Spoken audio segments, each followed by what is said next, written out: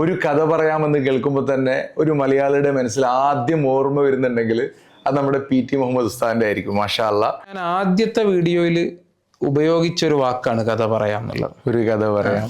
നിങ്ങൾ ഈ പറയുന്ന കഥകൾ കുറെ നമുക്കൊന്നും അറിയില്ല, നിങ്ങളിങ്ങനെ പറയുന്നു എന്നല്ലാതെ ഇത് കേരളത്തിലുള്ള ഒട്ടുമിക്ക പേർക്കും അറിയണമെന്നില്ല. നിങ്ങൾക്കിതൊക്കെ ഒന്ന് പറഞ്ഞു കൊടുത്താൽ എന്താണ് എന്ന ചോദ്യത്തിൽ നിന്നാണ് ഞാൻ ആദ്യമായിട്ടൊരു വീഡിയോ ചെയ്യുന്നത്.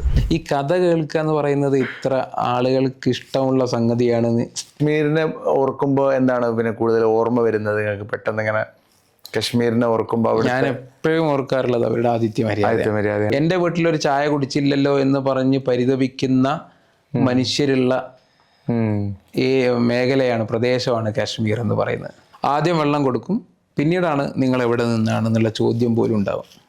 ഞാൻ പറഞ്ഞു ഒരു പെട്ടി ആപ്പിൾ എനിക്ക് വേണം എന്ന് പറഞ്ഞ് ഞാൻ അതിൻ്റെ പണം കൊടുക്കാൻ നേരത്തെ അവർ പറഞ്ഞു അത് പറ്റില്ല, നിങ്ങൾ എൻ്റെ അതിഥികളാണ്, അതിഥികളിൽ നിന്ന് ആരും പണം ഈടാക്കാറില്ല. കുറേ വ്യത്യസ്തമായ കാഴ്ചകളാണ് ഓരോ ഫ്രെയിമിലും ഈ ഗ്രാമങ്ങളിൽ നമുക്ക് കാണാൻ പറ്റുക. ഒരു വീഡിയോന്റെ പിന്നിൽ കുറെ റിസർച്ച് ഉണ്ടാവും. തീർച്ചയായും ഒറ്റ ദിവസം കൊണ്ട് ഉണ്ടാകുന്നതല്ല, ചിലപ്പോൾ മാസങ്ങളൊക്കെ എടുക്കും സ്ക്രിപ്റ്റ് കംപ്ലീറ്റ് ചെയ്യാൻ. തീർച്ചയായും ഉത്തരേന്ത്യയിൽ ഈ ഗ്രാമങ്ങളിലൊക്കെയുള്ള വീടുകൾ ശരിക്കും നമ്മൾ ക്വാർട്ടേഴ്സ് രീതിയാണ്, അല്ലെങ്കിൽ മദ്രസ സ്കൂള് പോലെയൊക്കെയാണ്. അങ്ങനെ മീൻസ് ഒരു ബിൽഡിംഗ് കണ്ട് ഉണ്ടാക്കുക, അതിൽ എത്ര റൂമുണ്ടോ, ഒരു മുറിയിലൊരു ജ്യേഷ്ഠൻ, അതിൽ അടുത്ത അനിയൻ, മറ്റൊരു അനിയൻ, അങ്ങനെ ഓരോ റൂമിലും ഒരു കുടുംബം. നമ്മൾ അത്രമേൽ പ്രിയപ്പെട്ടതെന്ന് നമുക്ക് കരുതുന്ന ചില ഭക്ഷണങ്ങൾ എല്ലാവർക്കും പ്രിയപ്പെട്ടതായിക്കൊള്ളണമെന്നില്ല.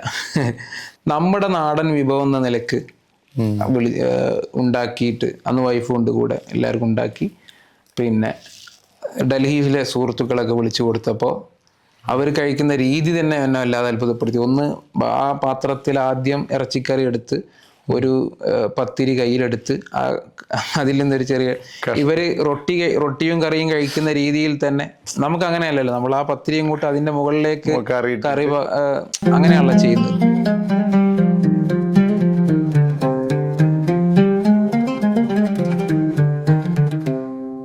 അസ്സലാമു അലൈക്കും വറഹ്മത്തുള്ളാഹി. മാഷാ അല്ലാ. ഇന്ന് നമ്മുടെ സാബിസ് പോഡ്കാസ്റ്റിൽ ഗസ്റ്റ് എത്തിയിരിക്കുന്നത് എല്ലാവർക്കും സുപരിചിതമായിട്ടുള്ള ഒരാളാണ്. കൂടുതൽ ആമുഖങ്ങളുടെ ആവശ്യങ്ങളൊന്നുമില്ല. ഒരു കഥ പറയാമെന്ന് കേൾക്കുമ്പോൾ തന്നെ ഒരു മലയാളിയുടെ മനസ്സിൽ ആദ്യം ഓർമ്മ വരുന്നുണ്ടെങ്കിൽ അത് നമ്മുടെ PT മുഹമ്മദ് ഉസ്താദിന്റെ ആയിരിക്കും. മാഷാ അല്ലാ. ഉസ്താദ് ഇവിടെ വന്നതിൽ വളരെയധികം സന്തോഷമുണ്ട്. മാഷാ അല്ലാ. ഉസ്താദ് ദുബായിൽ ഒരു പ്രോഗ്രാമിന് വേണ്ടിയിട്ട് വന്നതാണ്. ഒരു കഥ പറയാന്ന് പറഞ്ഞിട്ടുള്ള ഒരു അടിപൊളിയായിട്ടുള്ള ഒരു പ്രോഗ്രാം, എല്ലാവരും കാത്തിരുന്നൊരു പ്രോഗ്രാം. അപ്പോൾ അങ്ങനെ ഉസ്താദ് എത്തി. മാഷാ അല്ലാ.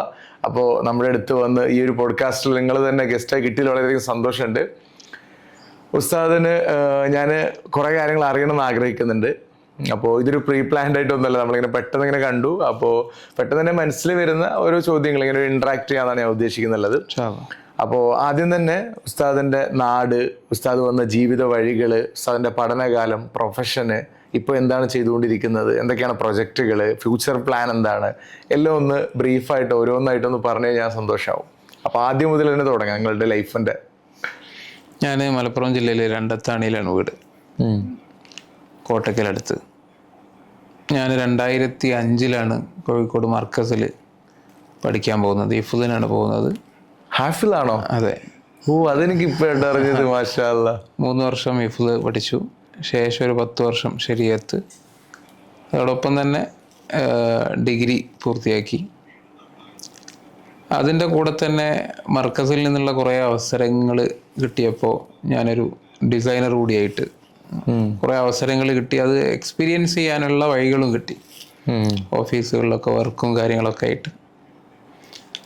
അപ്പോൾ ഞാൻ സക്കാഫിയാണ്. പിന്നെ അത് കഴിഞ്ഞപ്പോഴേക്കും ഞാൻ ഈ ഡിസൈനിങ്ങിൽ കൂടി കുറച്ചുകൂടി ചെയ്യാൻ പറ്റി.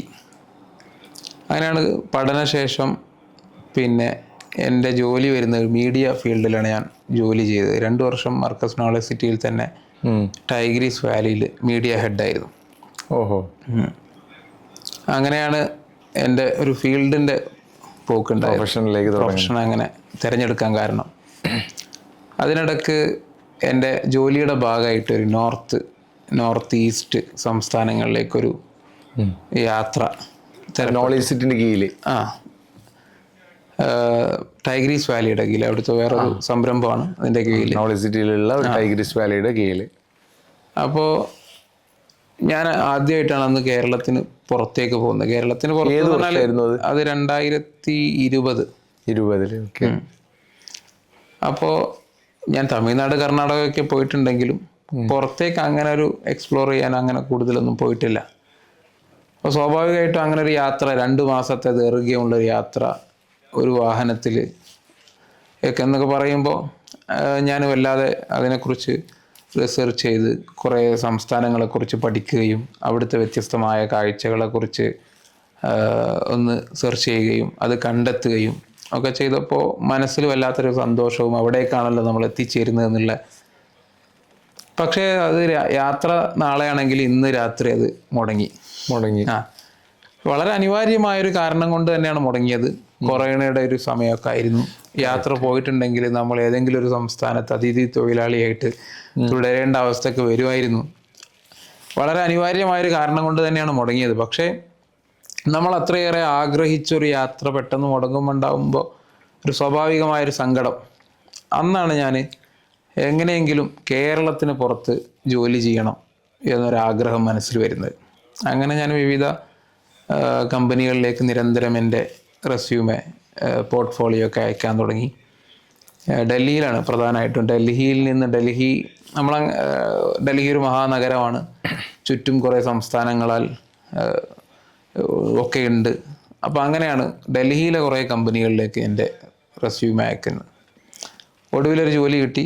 അങ്ങനെയാണ് 2021 ഞാൻ ഡൽഹിയിൽ വരുന്നത്. ഡൽഹിയിലൊരു 2 വർഷം അവിടെ ജോലി ചെയ്തു.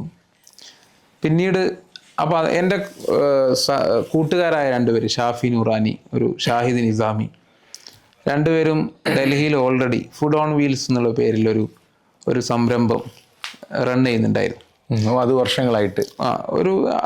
ഞാൻ വരുന്ന ആ സമയത്താണ് തുടങ്ങിയത്. അതിനു മുമ്പ് ഉണ്ടായിട്ടില്ല. അപ്പോൾ ഞാനുകൂടി അതിലൊരു ഇൻവോൾവ്മെൻറ്റ് ചെയ്തു. പിന്നെ എൻ്റെ ഒഴിവ് സമയങ്ങളിലൊക്കെ അവിടെ പോവുകയും അവിടെ ജോലി ഉണ്ടായിരിക്കുക, ശനി ഞായർ ദിവസങ്ങളിലൊക്കെ അവിടുത്തെ കുട്ടികളോട് സംവദിക്കുകയും, അതിൻ്റെ കീഴിൽ വിവിധ സ്കൂളുകളുണ്ട്, ചെറിയ ചെറിയ ലേണിംഗ് സെൻറ്ററുകളും ലൈഫ് സ്കൂളുകളൊക്കെ ഉണ്ട്. അവിടുത്തെ കുട്ടികളുമായിട്ട് സംവദിക്കുകയും ഭക്ഷണം കൊടുക്കാൻ ഒരു വളണ്ടിയറായിട്ട് പോവുകയൊക്കെ ചെയ്തു.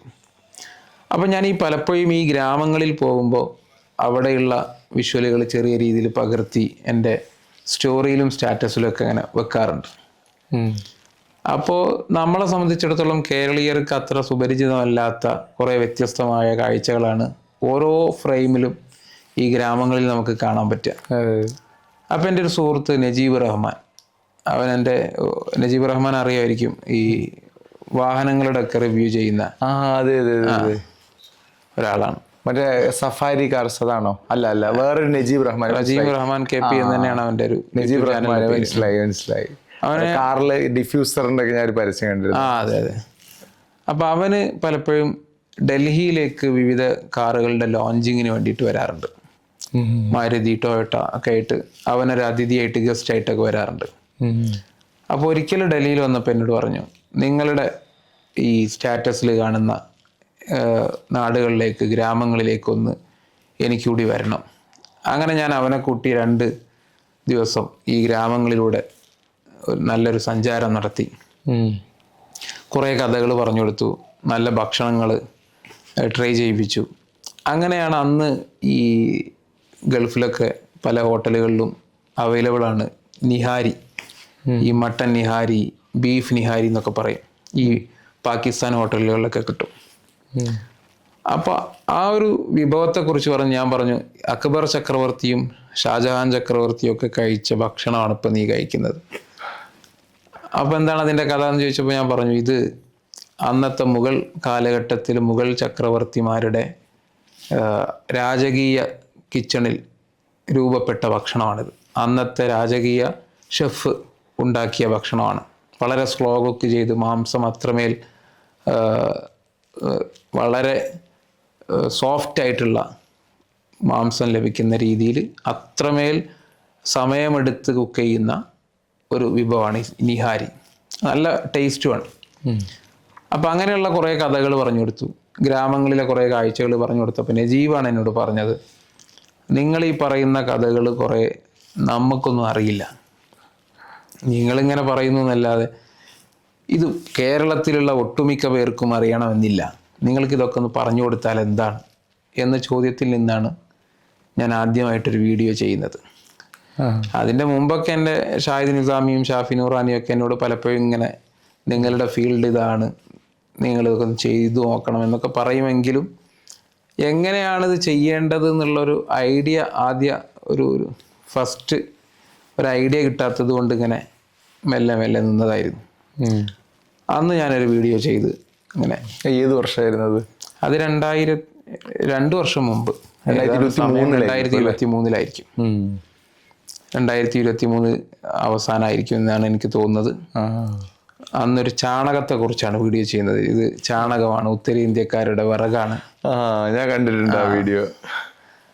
അപ്പം നമ്മുടെ നാട്ടിൽ ഒരു കുറേ വർഷങ്ങൾക്ക് മുമ്പ് പ്രായമായ ആളുകളോടൊക്കെ ചോദിച്ചാൽ മനസ്സിലാവും, ഈ ചാണകം എന്ന് പറയുന്നത് പിന്നെ നമ്മുടെ നാട്ടിൽ ഒരു കാലത്ത് വിറകായിട്ട് ഉപയോഗിച്ചിരുന്നു. നമ്മുടെ കേരളത്തിൽ തന്നെ ചാണക വരളി, പിന്നെ തമിഴ്നാട്ടിൽ പോയാൽ ചാണക വരട്ടി എന്നൊക്കെയാണ് അത്ര പറയാറുള്ളത്. ഒരു കാലത്ത് നമ്മുടെ നാട് ഇതൊക്കെ ഉപയോഗിച്ചിരുന്നു. പക്ഷെ എനിക്കിതേക്കുറിച്ച് അറിവില്ല, ഞാൻ ആദ്യമായിട്ട് കാണുന്നൊരു കാഴ്ചയാണ്.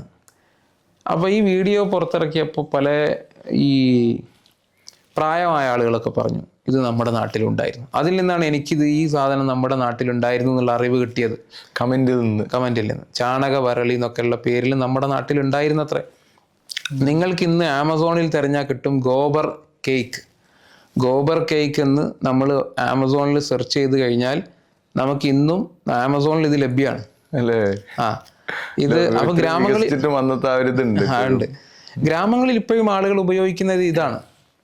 ഉത്തരേന്ത്യയിലെ ഒട്ടുമിക്ക എന്നല്ല എല്ലാ ഗ്രാമങ്ങളിലും ആളുകൾ ഭക്ഷണം പാചകം ചെയ്യാൻ ഉപയോഗിക്കുന്നത് ഇതാണ്, ഈ ചാണകവരളി. ഗോബർ കേക്ക് എന്ന് നമ്മൾ ആമസോണിലോ ഫ്ലിപ്കാർട്ടിലോ ഒക്കെ സെർച്ച് ചെയ്താൽ ഇപ്പോഴും സാധനം അവൈലബിൾ ആണ്.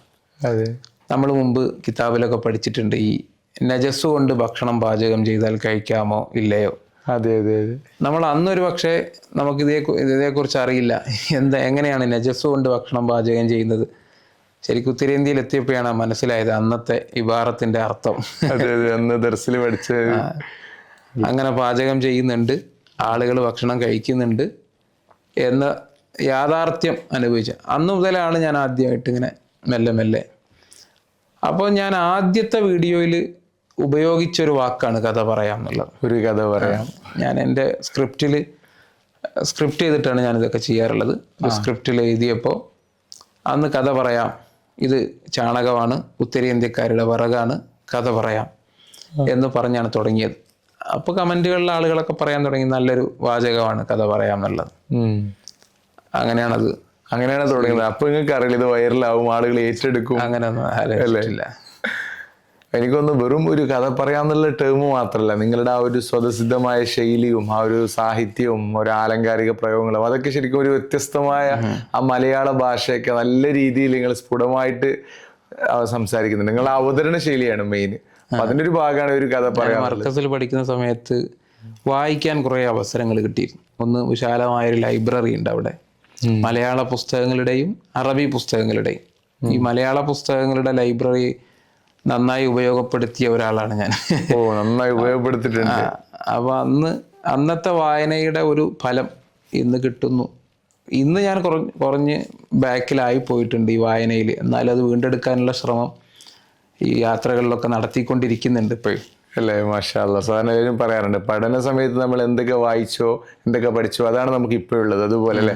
അന്ന് എൻ്റെ ഉസ്താദ് ബഷീർ സഖാഫി കൈപ്പുറം എന്ന് പറയും, എൻ്റെ ഉസ്താദ് എന്നെ വല്ലാതെ ഈ വിഷയത്തിൽ മോട്ടിവേറ്റ് ചെയ്തിട്ടുണ്ട്. ഉസ്താദ് ഞാനൊരിക്കൽ നമ്മളെ മാഗസീനൊക്കെ ഇറങ്ങുമല്ലോ, ഓരോ നിങ്ങൾക്കൊക്കെ ഓർമ്മ ഉണ്ടാവും, കയ്യെഴുത്ത് മാഗസീനൊക്കെ ഇറങ്ങും. അപ്പം ഞാൻ അന്ന് 1ാം ദർസിലിരിക്കുന്ന സമയത്ത് ഒരു പ്രാവ് ഇങ്ങനെ നമ്മുടെ പള്ളിയിൽ ഇങ്ങനെ പറന്ന് കളിക്കുന്നുണ്ട്. കുറഞ്ഞ സമയം ഇങ്ങനെ അതിങ്ങനെ പറന്ന് കളിച്ച് അതിങ്ങനെ പുറത്തേക്ക് പോയി. ഞാൻ എനിക്കിങ്ങനെ സാക്ഷി എന്ന പേരിൽ നമ്മുടെ ക്യാമ്പസിൽ നടന്ന രസകരമായ അനുഭവങ്ങൾ ഇങ്ങനെ മെല്ലെ പങ്കുവെക്കുന്ന ഒരു ശീലം ഉണ്ടായിരുന്നു. അപ്പോൾ അന്നത്തെ ഈ കയ്യെഴുത്ത് മാഗസിനിൽ ഞാൻ എഴുതി 1-ാം ദർസിൽ വിരുന്നെത്തിയ സുന്ദരിപ്രാവ്. അപ്പോൾ അത് പിന്നെ എഴുതുകയും അത് പിന്നെ ഈ കയ്യെഴുത്ത് മാഗസിൻ്റെ വിഭാഗം പുറത്തത് ആ പേരിൽ പബ്ലിഷ് ചെയ്യുകയൊക്കെ ചെയ്തപ്പോൾ ഉസ്താദും അത് വായിച്ചു. അപ്പോൾ ഉസ്താദ് ഒരിക്കൽ എല്ലാവരും ഇരിക്കുന്ന ഒരു സദസ്സിൽ പറഞ്ഞു, അത് നല്ലൊരു മനോഹരമായൊരു അവതരണമായിരുന്നു, രസമുണ്ട് എന്നൊക്കെ പറഞ്ഞപ്പോൾ നമ്മൾ ആ എഴുത്തിനെക്കുറിച്ച് വല്ലാതെ ആലോചിക്കുന്നത് ആ ഒരു സമയത്താണ്. നമ്മൾ പലപ്പോഴും എഴുതുകയും പറയുകയും ഒക്കെ ചെയ്യുമെങ്കിലും നമുക്കൊരു മോട്ടിവേഷൻ എവിടെ നിന്ന് കിട്ടുന്നോ അപ്പോഴാണ് നമ്മൾ അതിനെക്കുറിച്ച് ഒരു സീരിയസ് ആയിട്ട് നമ്മൾ ആലോചിക്കുക. നമ്മുടെ എഴുത്ത് രസമുണ്ട് എന്നൊരാൾ പറയും. അപ്പോൾ ഒരിക്കലും ഒരാളെ മോട്ടിവേറ്റ് ചെയ്യാൻ നമ്മൾ മടിക്കരുത്. ആ ഒരൊറ്റ വാക്കായിരിക്കും ചിലപ്പോൾ അദ്ദേഹത്തിൻ്റെ ജീവിതത്തിൽ ലൈഫിൽ തന്നെ മാറ്റുന്ന ഒരു അനുഭവം ഉണ്ടായിരിക്കുക. നമ്മൾ ഒരിക്കലും കാണിക്കാൻ പാടില്ല. എന്നാൽ ഒരിക്കലും മറക്കാൻ പറ്റാത്ത എനിക്കൊരിക്കലും മറക്കാൻ പറ്റാത്ത ഒരു അനുഭവം എന്ന് എപ്പോൾ ചോദിച്ചാലും പറയാൻ പറ്റുന്നത് ഉസ്താദ് അന്ന് എല്ലാവരും കുട്ടികളൊക്കെ ഇരിക്കുന്ന ഒരു സദസ്സിൽ ഈ 1-ാം ദർസിൽ വിരുന്നെത്തിയ സുന്ദരിപ്രാവിനെ അനുമോദിച്ച് സംസാരിച്ചതാണ് എന്ന് എനിക്ക് സന്തോഷപൂർവ്വം പറയാൻ പറ്റും. അപ്പോൾ നമ്മളും ഇപ്പം ഞാനും ചെയ്യണം, എൻ്റെ കൂടെ വർക്ക് ചെയ്യുന്നവരോട്, സഹപ്രവർത്തകരോട് ഞാനും അവരെ മോട്ടിവേറ്റ് ചെയ്യാൻ പറ്റുന്ന വിഷയത്തിൽ പിശുക്ക് കാണിക്കാൻ പാടില്ല. അതെ അതെ അതെ, പലർക്കും ഇല്ലാതെ പോകുന്ന ഒരു സംഭവമാണ്. ഇപ്പം നമ്മുടെ കുടുംബജീവിതത്തിലെ ഭാര്യയോടാണെങ്കിലും അല്ലേ? അതെ അതെ അതെ, തീർച്ചയായും. അവസരങ്ങൾ കിട്ടുമ്പോൾ അതിനെ അങ്ങനെ യൂട്ടിലൈസ് ചെയ്യണം. ആ രീതിയിൽ അവര് ഈ ഒരു ദിവസം നല്ലത് പറഞ്ഞാൽ ഒരു പിറ്റേ ദിവസം ഉഷാറാക്കും. കുട്ടികളൊക്കെ അങ്ങനെ അല്ലേ? അതെ അതെ അതെ, ഞാൻ നല്ല ഭക്ഷണത്തിൻ്റെ ഒക്കെ വീഡിയോ ചെയ്യുമ്പോൾ ഇപ്പോൾ നല്ല രസമുള്ള ഭക്ഷണമൊക്കെ കഴിക്കുമ്പോൾ നാട്ടിൽ നിന്ന എന്താണ് എൻ്റെ ഭക്ഷണമൊക്കെ പറ്റുമെന്ന് തമാശക്ക് എന്ത് ചെയ്യും, എൻ്റെ വൈഫ് ചോദിക്കും. ഞാനപ്പോൾ നല്ല ഭക്ഷണം ഉണ്ടാക്കി കഴിഞ്ഞാൽ അവളോട് പറയും നല്ല ഭക്ഷണമാണ്. എന്നാലും നിക്കണ്ടേ വീട്ടിലല്ലേ? മാഷാ അല്ലാ. ഇപ്പൊ നിങ്ങൾക്ക് അവിടെയൊക്കെ പോയിട്ട് ശരിക്കും ഭക്ഷണത്തിന്റെ ടേസ്റ്റ് ഒക്കെ ഇതായോ? അവിടുത്തെ ഫുഡിനോട് ഇഷ്ടം കൂടിയിട്ട് നാട്ടിലത്തെ ഫുഡിന്റെ ടേസ്റ്റ്? ഇല്ല, അങ്ങനെയൊന്നുമില്ല. നമ്മുടെ നാടൻ ഭക്ഷണങ്ങളോട് നമുക്കൊരു സ്വാഭാവികം. ഇപ്പൊ ഗൾഫിലെത്തിയപ്പോഴും മന്തിയൊക്കെ കഴിച്ച് അതിനിടയ്ക്ക് ഒരു നാടൻ ഭക്ഷണം ഞങ്ങൾ ഇങ്ങനെ അന്വേഷിച്ചുകൊണ്ടിരിക്കുകയാണ്. ഫുള്ള് അറബിക് ഫുഡ് കഴിച്ചിട്ട്. അപ്പോൾ പലരും ഇങ്ങനെ വിളിച്ചു കൊണ്ടുപോയിട്ട് ഇങ്ങനെ ഭക്ഷണം തരുമ്പോൾ ഇപ്പൊ നാടൻ ഭക്ഷണത്തിനോടായി ഇപ്പോൾ ഒന്ന് കഴിക്കണം. അപ്പോൾ അതെന്തായാലും സ്വാഭാവികമായിട്ടും ഓരോരുത്തരുടെയും നാടൻ ഭക്ഷണത്തോട് അവർക്ക് പ്രിയമായിരിക്കും. ഇപ്പം ഞാൻ എൻ്റെ ഒരു റമദാനിൽ എൻ്റെ ഡൽഹി സുഹൃത്തുക്കളെ പത്തിരിയും ഇറച്ചിക്കറിയും ഒക്കെ ഉണ്ടാക്കിയിട്ട് ഒരു നോമ്പ് തുറക്ക് ക്ഷണിച്ചു. അപ്പോൾ പത്തിരിയും ഇറച്ചിക്കറി എന്ന് പറഞ്ഞാൽ നിങ്ങൾക്ക് എങ്ങനെയാണെന്ന് എനിക്കറിയില്ല. ഞങ്ങളെ മലപ്പുറം ഭാഗത്തൊക്കെ കോഴിക്കോട് ഭാഗങ്ങളിലൊക്കെ അതൊരു വികാരമാണ്. നമ്മളെ സംബന്ധിച്ച് പത്തിരി ഇറച്ചിക്കറി എന്നുള്ളത് നമ്മുടെ നാട്ടിലൊക്കെ ഉണ്ട്. റാത്തീബിനൊക്കെ കൊടുക്കും അങ്ങനെ പള്ളിന്നൊക്കെ. നല്ല ടേസ്റ്റുമാണ്. നോമ്പ് തുറക്കുക അതൊക്കെ കിട്ടിയാൽ നല്ലൊരു സന്തോഷമാണ്. അപ്പം ഞാൻ നമ്മുടെ നാടൻ വിഭവം എന്ന നിലക്ക് ഉണ്ടാക്കിയിട്ട് അന്ന് വൈഫ് കൊണ്ട് കൂടെ എല്ലാവർക്കും ഉണ്ടാക്കി പിന്നെ ഡൽഹിയിലെ സുഹൃത്തുക്കളൊക്കെ വിളിച്ചു കൊടുത്തപ്പോൾ അവർ കഴിക്കുന്ന രീതി തന്നെ എന്നെ വല്ലാതെ അത്ഭുതപ്പെടുത്തി. ഒന്ന്, ആ പാത്രത്തിൽ ആദ്യം ഇറച്ചിക്കറി എടുത്ത് ഒരു പത്തിരി കയ്യിലെടുത്ത് അതിൽ നിന്നൊരു ചെറിയ ഇവർ റൊട്ടിയും കറിയും കഴിക്കുന്ന രീതിയിൽ തന്നെ നമുക്ക് അങ്ങനെയല്ലല്ലോ. നമ്മൾ ആ പത്തിരിയും കൂട്ട് അതിൻ്റെ മുകളിലേക്ക് കറി അങ്ങനെയാണല്ലോ ചെയ്യുന്നത്. പക്ഷെ അവർ പറയും ഇതിനെന്തൊരു ടേസ്റ്റ് ഇല്ലല്ലോ. ആര്? ഡൽഹിയിലെ സുഹൃത്തുക്കൾ പറയുന്നത് ഇതിനൊരു ടേസ്റ്റ് ഇല്ലല്ലോ ഒരു. അപ്പോൾ നമ്മൾ അത്രമേൽ പ്രിയപ്പെട്ടതെന്ന് നമുക്ക് കരുതുന്ന ചില ഭക്ഷണങ്ങൾ എല്ലാവർക്കും പ്രിയപ്പെട്ടതായിക്കൊള്ളണമെന്നില്ല. നമുക്ക് നാടൻ ഭക്ഷണങ്ങളുടെ രീതി അതുപോലെ തന്നെയാണ്. ഓരോരുത്തരും അവരുടെ നാടിൻ്റെ രീതി ഒരിക്കലും മറക്കാൻ പറ്റൂല. മറക്കാൻ പറ്റില്ല. അത് വേറെ എന്ത് കഴിച്ചാലും ഇപ്പോൾ ഈ കാശ്മീരിലെ ഭക്ഷണമൊക്കെ കഴിച്ച് പിന്നെ ശീലമുള്ള ഇപ്പം എന്നോട് പലരും പറയുന്നത് കാശ്മീരിൻ്റെ ഭക്ഷണത്തോടൊന്നും നമ്മുടെ ഭക്ഷണം ഒക്കൂലല്ലേ. കാരണം ഇപ്പോൾ ഒരു കല്യാണത്തിനൊക്കെ പോയാൽ 36 തരം വിഭവങ്ങളുണ്ട്. അതിൽ 30 മട്ടൻ വിഭവങ്ങളാണ്. എവിടെ? കാശ്മീരിൽ. കാശ്മീരി വാസ്വാൻ, നമ്മുടെ നാട്ടിലെ നാടൻ സദ്യ എന്നൊക്കെ പറയുന്നത് പോലെ കാശ്മീരിലെ കാശ്മീരി വാസ്വാൻ എന്ന് പറയും. അത് നമ്മുടെ ഓരോ വീട്ടിലും അങ്ങനെ ഉണ്ടാക്കുന്നില്ല. നമ്മളിപ്പോൾ ഓണത്തിനാണ് എന്ത് ചെയ്യുക, സദ്യ വിപുലമായ രീതിയിൽ നമ്മുടെ നാട്ടിൽ ഓണത്തിനാണ് അങ്ങനെ ഉണ്ടാക്കുക. അതെ, വർഷത്തിലൊരിക്കൽ അങ്ങനത്തെ ഹോട്ടലുകളിലൊക്കെ പോയാൽ കിട്ടും. പക്ഷേ നമ്മളൊരു വീട്ടിലൊരു എന്തെങ്കിലും പ്രോഗ്രാം വെക്കുമ്പോൾ അത്ര വിപുലമായൊരു സദ്യ തയ്യാറാക്കിക്കൊള്ളണമെന്നില്ല. അതുപോലെ തന്നെ കാശ്മീരികളുടെ കല്യാണത്തിനാണ് ഈ 36 തരം വിഭവങ്ങളുള്ള കാശ്മീരി വസുവാൻ കിട്ടുക. അത് പിന്നെ വളരെ ചെലവ് കുറച്ച് നടത്തുന്ന പരിപാടിയാണെങ്കിൽ അതിലെ വിഭവങ്ങൾ കുറയും. ഏറ്റവും ഭംഗിയായിട്ട് ആഡംബരം അല്ല, ഒരു കുറച്ചുകൂടി പണമുള്ളവർ നടത്തുന്ന ഒരു പ്രോഗ്രാം ആണെങ്കിൽ അതിൽ ഈ 36 തരം വിഭവങ്ങളുണ്ടാവും. റിഷ്ത, ഗോഷ്താബ, തൊബക് മാഷ്, അങ്ങനെയൊക്കെ പറഞ്ഞ് കുറേ വിഭവങ്ങളുണ്ട്. ഇതൊക്കെ ഒരു മുഗൾ അത് മുഗളല്ല. ഈ കാശ്മീരിനെ ശരിക്കും ഇൻഫ്ലുവൻസ് ചെയ്തിട്ടുള്ളത് ഇറാനാണല്ലേ? ഇപ്പൊ മട്ടൻ ഹരീസ എന്ന് പറയുന്ന ഒരു വിഭവം കാശ്മീരിൽ വളരെ പ്രസിദ്ധമാണ്. ഈ തണുപ്പ് കാലത്ത് അത് കഴിക്കാൻ വേണ്ടിയിട്ട് നല്ല തിരക്കും ഉണ്ടാവാറുണ്ട്. ഞാനൊരിക്കൽ പോയ സമയത്ത് ക്യൂ ആണ് ആളുകൾ മട്ടൻ ഹരീസ കഴിക്കാൻ വേണ്ടിയിട്ട്. ഒതൻറ്റിക് ആയിട്ട് ഉണ്ടാക്കുന്ന കുറേ പാരമ്പര്യമുള്ള ഒരു കട, അവിടെ ക്യൂ ആണ്. ഞാനൊരു വീഡിയോ ഒക്കെ ചെയ്യാൻ വേണ്ടി അവിടുന്ന് ചെയ്യാൻ കഴിഞ്ഞില്ല നമുക്ക്, കാരണം അത്രയും തിരക്കായി പോയി. ഞാൻ അങ്ങനെ ഒരു തിരക്കിലൊക്കെ പിടിച്ച് അങ്ങനെ ചെയ്യുന്ന ഒരാളല്ല, വളരെ ശാന്തമായിട്ട്. അപ്പൊ ഞാൻ വേറൊരു കട അന്വേഷിച്ചു പോയി. അവിടുന്ന് ഞാൻ സുബഹ് നമസ്കാരം കഴിഞ്ഞ് ഉടനെ പിറ്റേന്ന് പോയിട്ട് ആണ് അത് ചെയ്തു പോകുന്നത്. അപ്പൊ ഈ മട്ടൻ ഹരീസ വന്നത് എനിക്ക് തോന്നുന്നത് പിന്നെ ഇറാനിൽ നിന്നാണ്. അയാളുടെ പേര് ഞാൻ മറന്നുപോയി. അദ്ദേഹം ഇന്ന് മറവിട്ട് കിടക്കുന്നത് തജിക്കിസ്ഥാനിലാണല്ലേ? അദ്ദേഹം വരുന്നത് ഇറാനിൽ നിന്നാണ്. ഇറാനിൽ നിന്ന് ഏകദേശം 600-700 ആളുകളുമായിട്ടാണ് അദ്ദേഹം കാശ്മീരിൽ വരുന്നത്. അദ്ദേഹം വലിയൊരു പണ്ഡിതനായിരുന്നു, മഹാനായിരുന്നു. അദ്ദേഹത്തിൻ്റെ കൂടെയുള്ള ഈ 700 പേരും 700 പിന്നെ കാര്യങ്ങളിൽ സ്കില്ലുള്ളവരായിരുന്നു. ഇപ്പോൾ ഒരു വിഭാഗം നല്ല പണ്ഡാരിമാരായിരുന്നു, ഉദാഹരണം ഷെഫായിരുന്നു. മറ്റൊരു വിഭാഗം പിന്നെ ഈ പേപ്പർ മാഷ് എന്ന് പറയുന്ന ഒരു ക്രാഫ്റ്റ് ഉണ്ട് കാശ്മീരിൽ. ഇപ്പോൾ ഹസ്രത്ത് ബൽ മസ്ജിദ്, അതുപോലെ നക്ഷബന്ദി സാഹിബ് എന്നൊക്കെ പറയുന്ന കുറച്ച് പള്ളികളുണ്ട്. പിന്നെ അതുപോലെ ഖാൻഖാ മൗല, കുറെ നല്ല പ്രസിദ്ധമായ പള്ളികളുണ്ട്. ആ പള്ളികളുടെയൊക്കെ ചുവരുകളിൽ ഇപ്പോഴും നമുക്ക് കാണുന്ന ആർട്ട് പേപ്പർ മാഷ് എന്ന് പറയുന്ന ഒരു ആർട്ടാണ്. ആ ആർട്ടിൽ നിപുണന്മാരായ ആളുകൾ ഉണ്ടായിരുന്നു. ഇപ്പോൾ ഹസ്രത്ത് ബൽ മസ്ജിദ് ഒരു പുതുക്കി പണിയല്ല ചെയ്ത്, അതിൻ്റെ ഉള്ളിലുള്ള ഇന്റീരിയർ ടോട്ടലി കുറച്ച് വേറെ രീതിയിൽ ഇപ്പൊ ഞാൻ ഈ പോയ സമയത്ത് റിനോവേറ്റ് ചെയ്തിട്ടുണ്ട്. കുറഞ്ഞ കാലം അടച്ചിട്ടിട്ടുണ്ടായിരുന്നു. പോയി നോക്കുമ്പോൾ ഒരു രാജകീയമായ പ്രൗഢിയോടെ ഒരുക്കി വെച്ചിരിക്കുന്നു. അപ്പോൾ ഞാൻ പോയി നോക്കിയപ്പോൾ അത് ഈ പേപ്പർ മാഷ് ആർട്ടാണ്.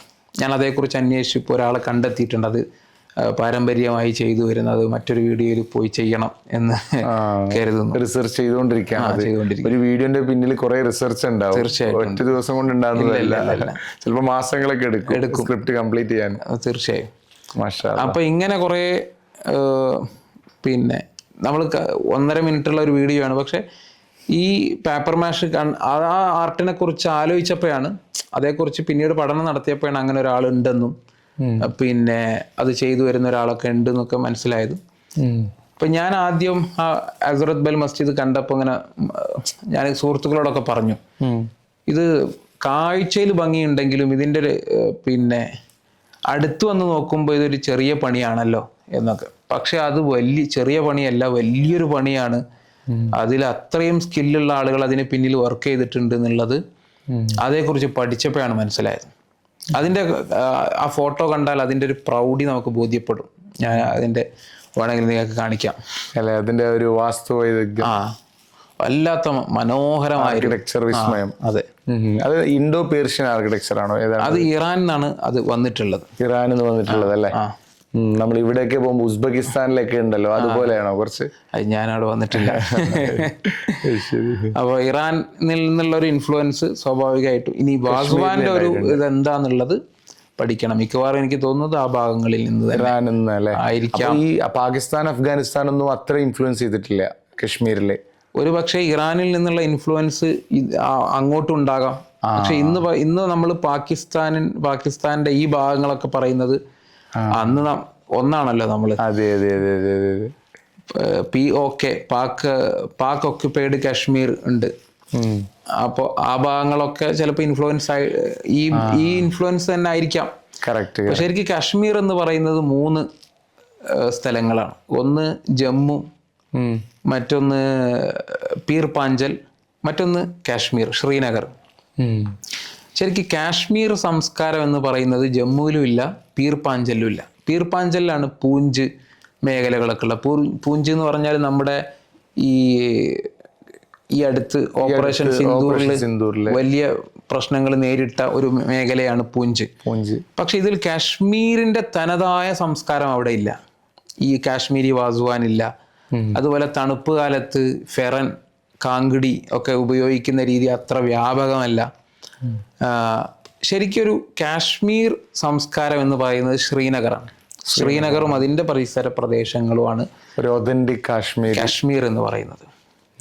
യഥാർത്ഥ അതിൻ്റെ കൾച്ചർ കിട്ടണമെന്നുണ്ടെങ്കിൽ അവിടെ പോകണം. പക്ഷെ ഭംഗി പീർ പാഞ്ചലിനുണ്ട്. പിന്നെ എന്നോട് അവിടെ നിൽക്കുന്ന എൻ്റെ 2 ടീച്ചേഴ്സ് പൂഞ്ചുകാരാണ്.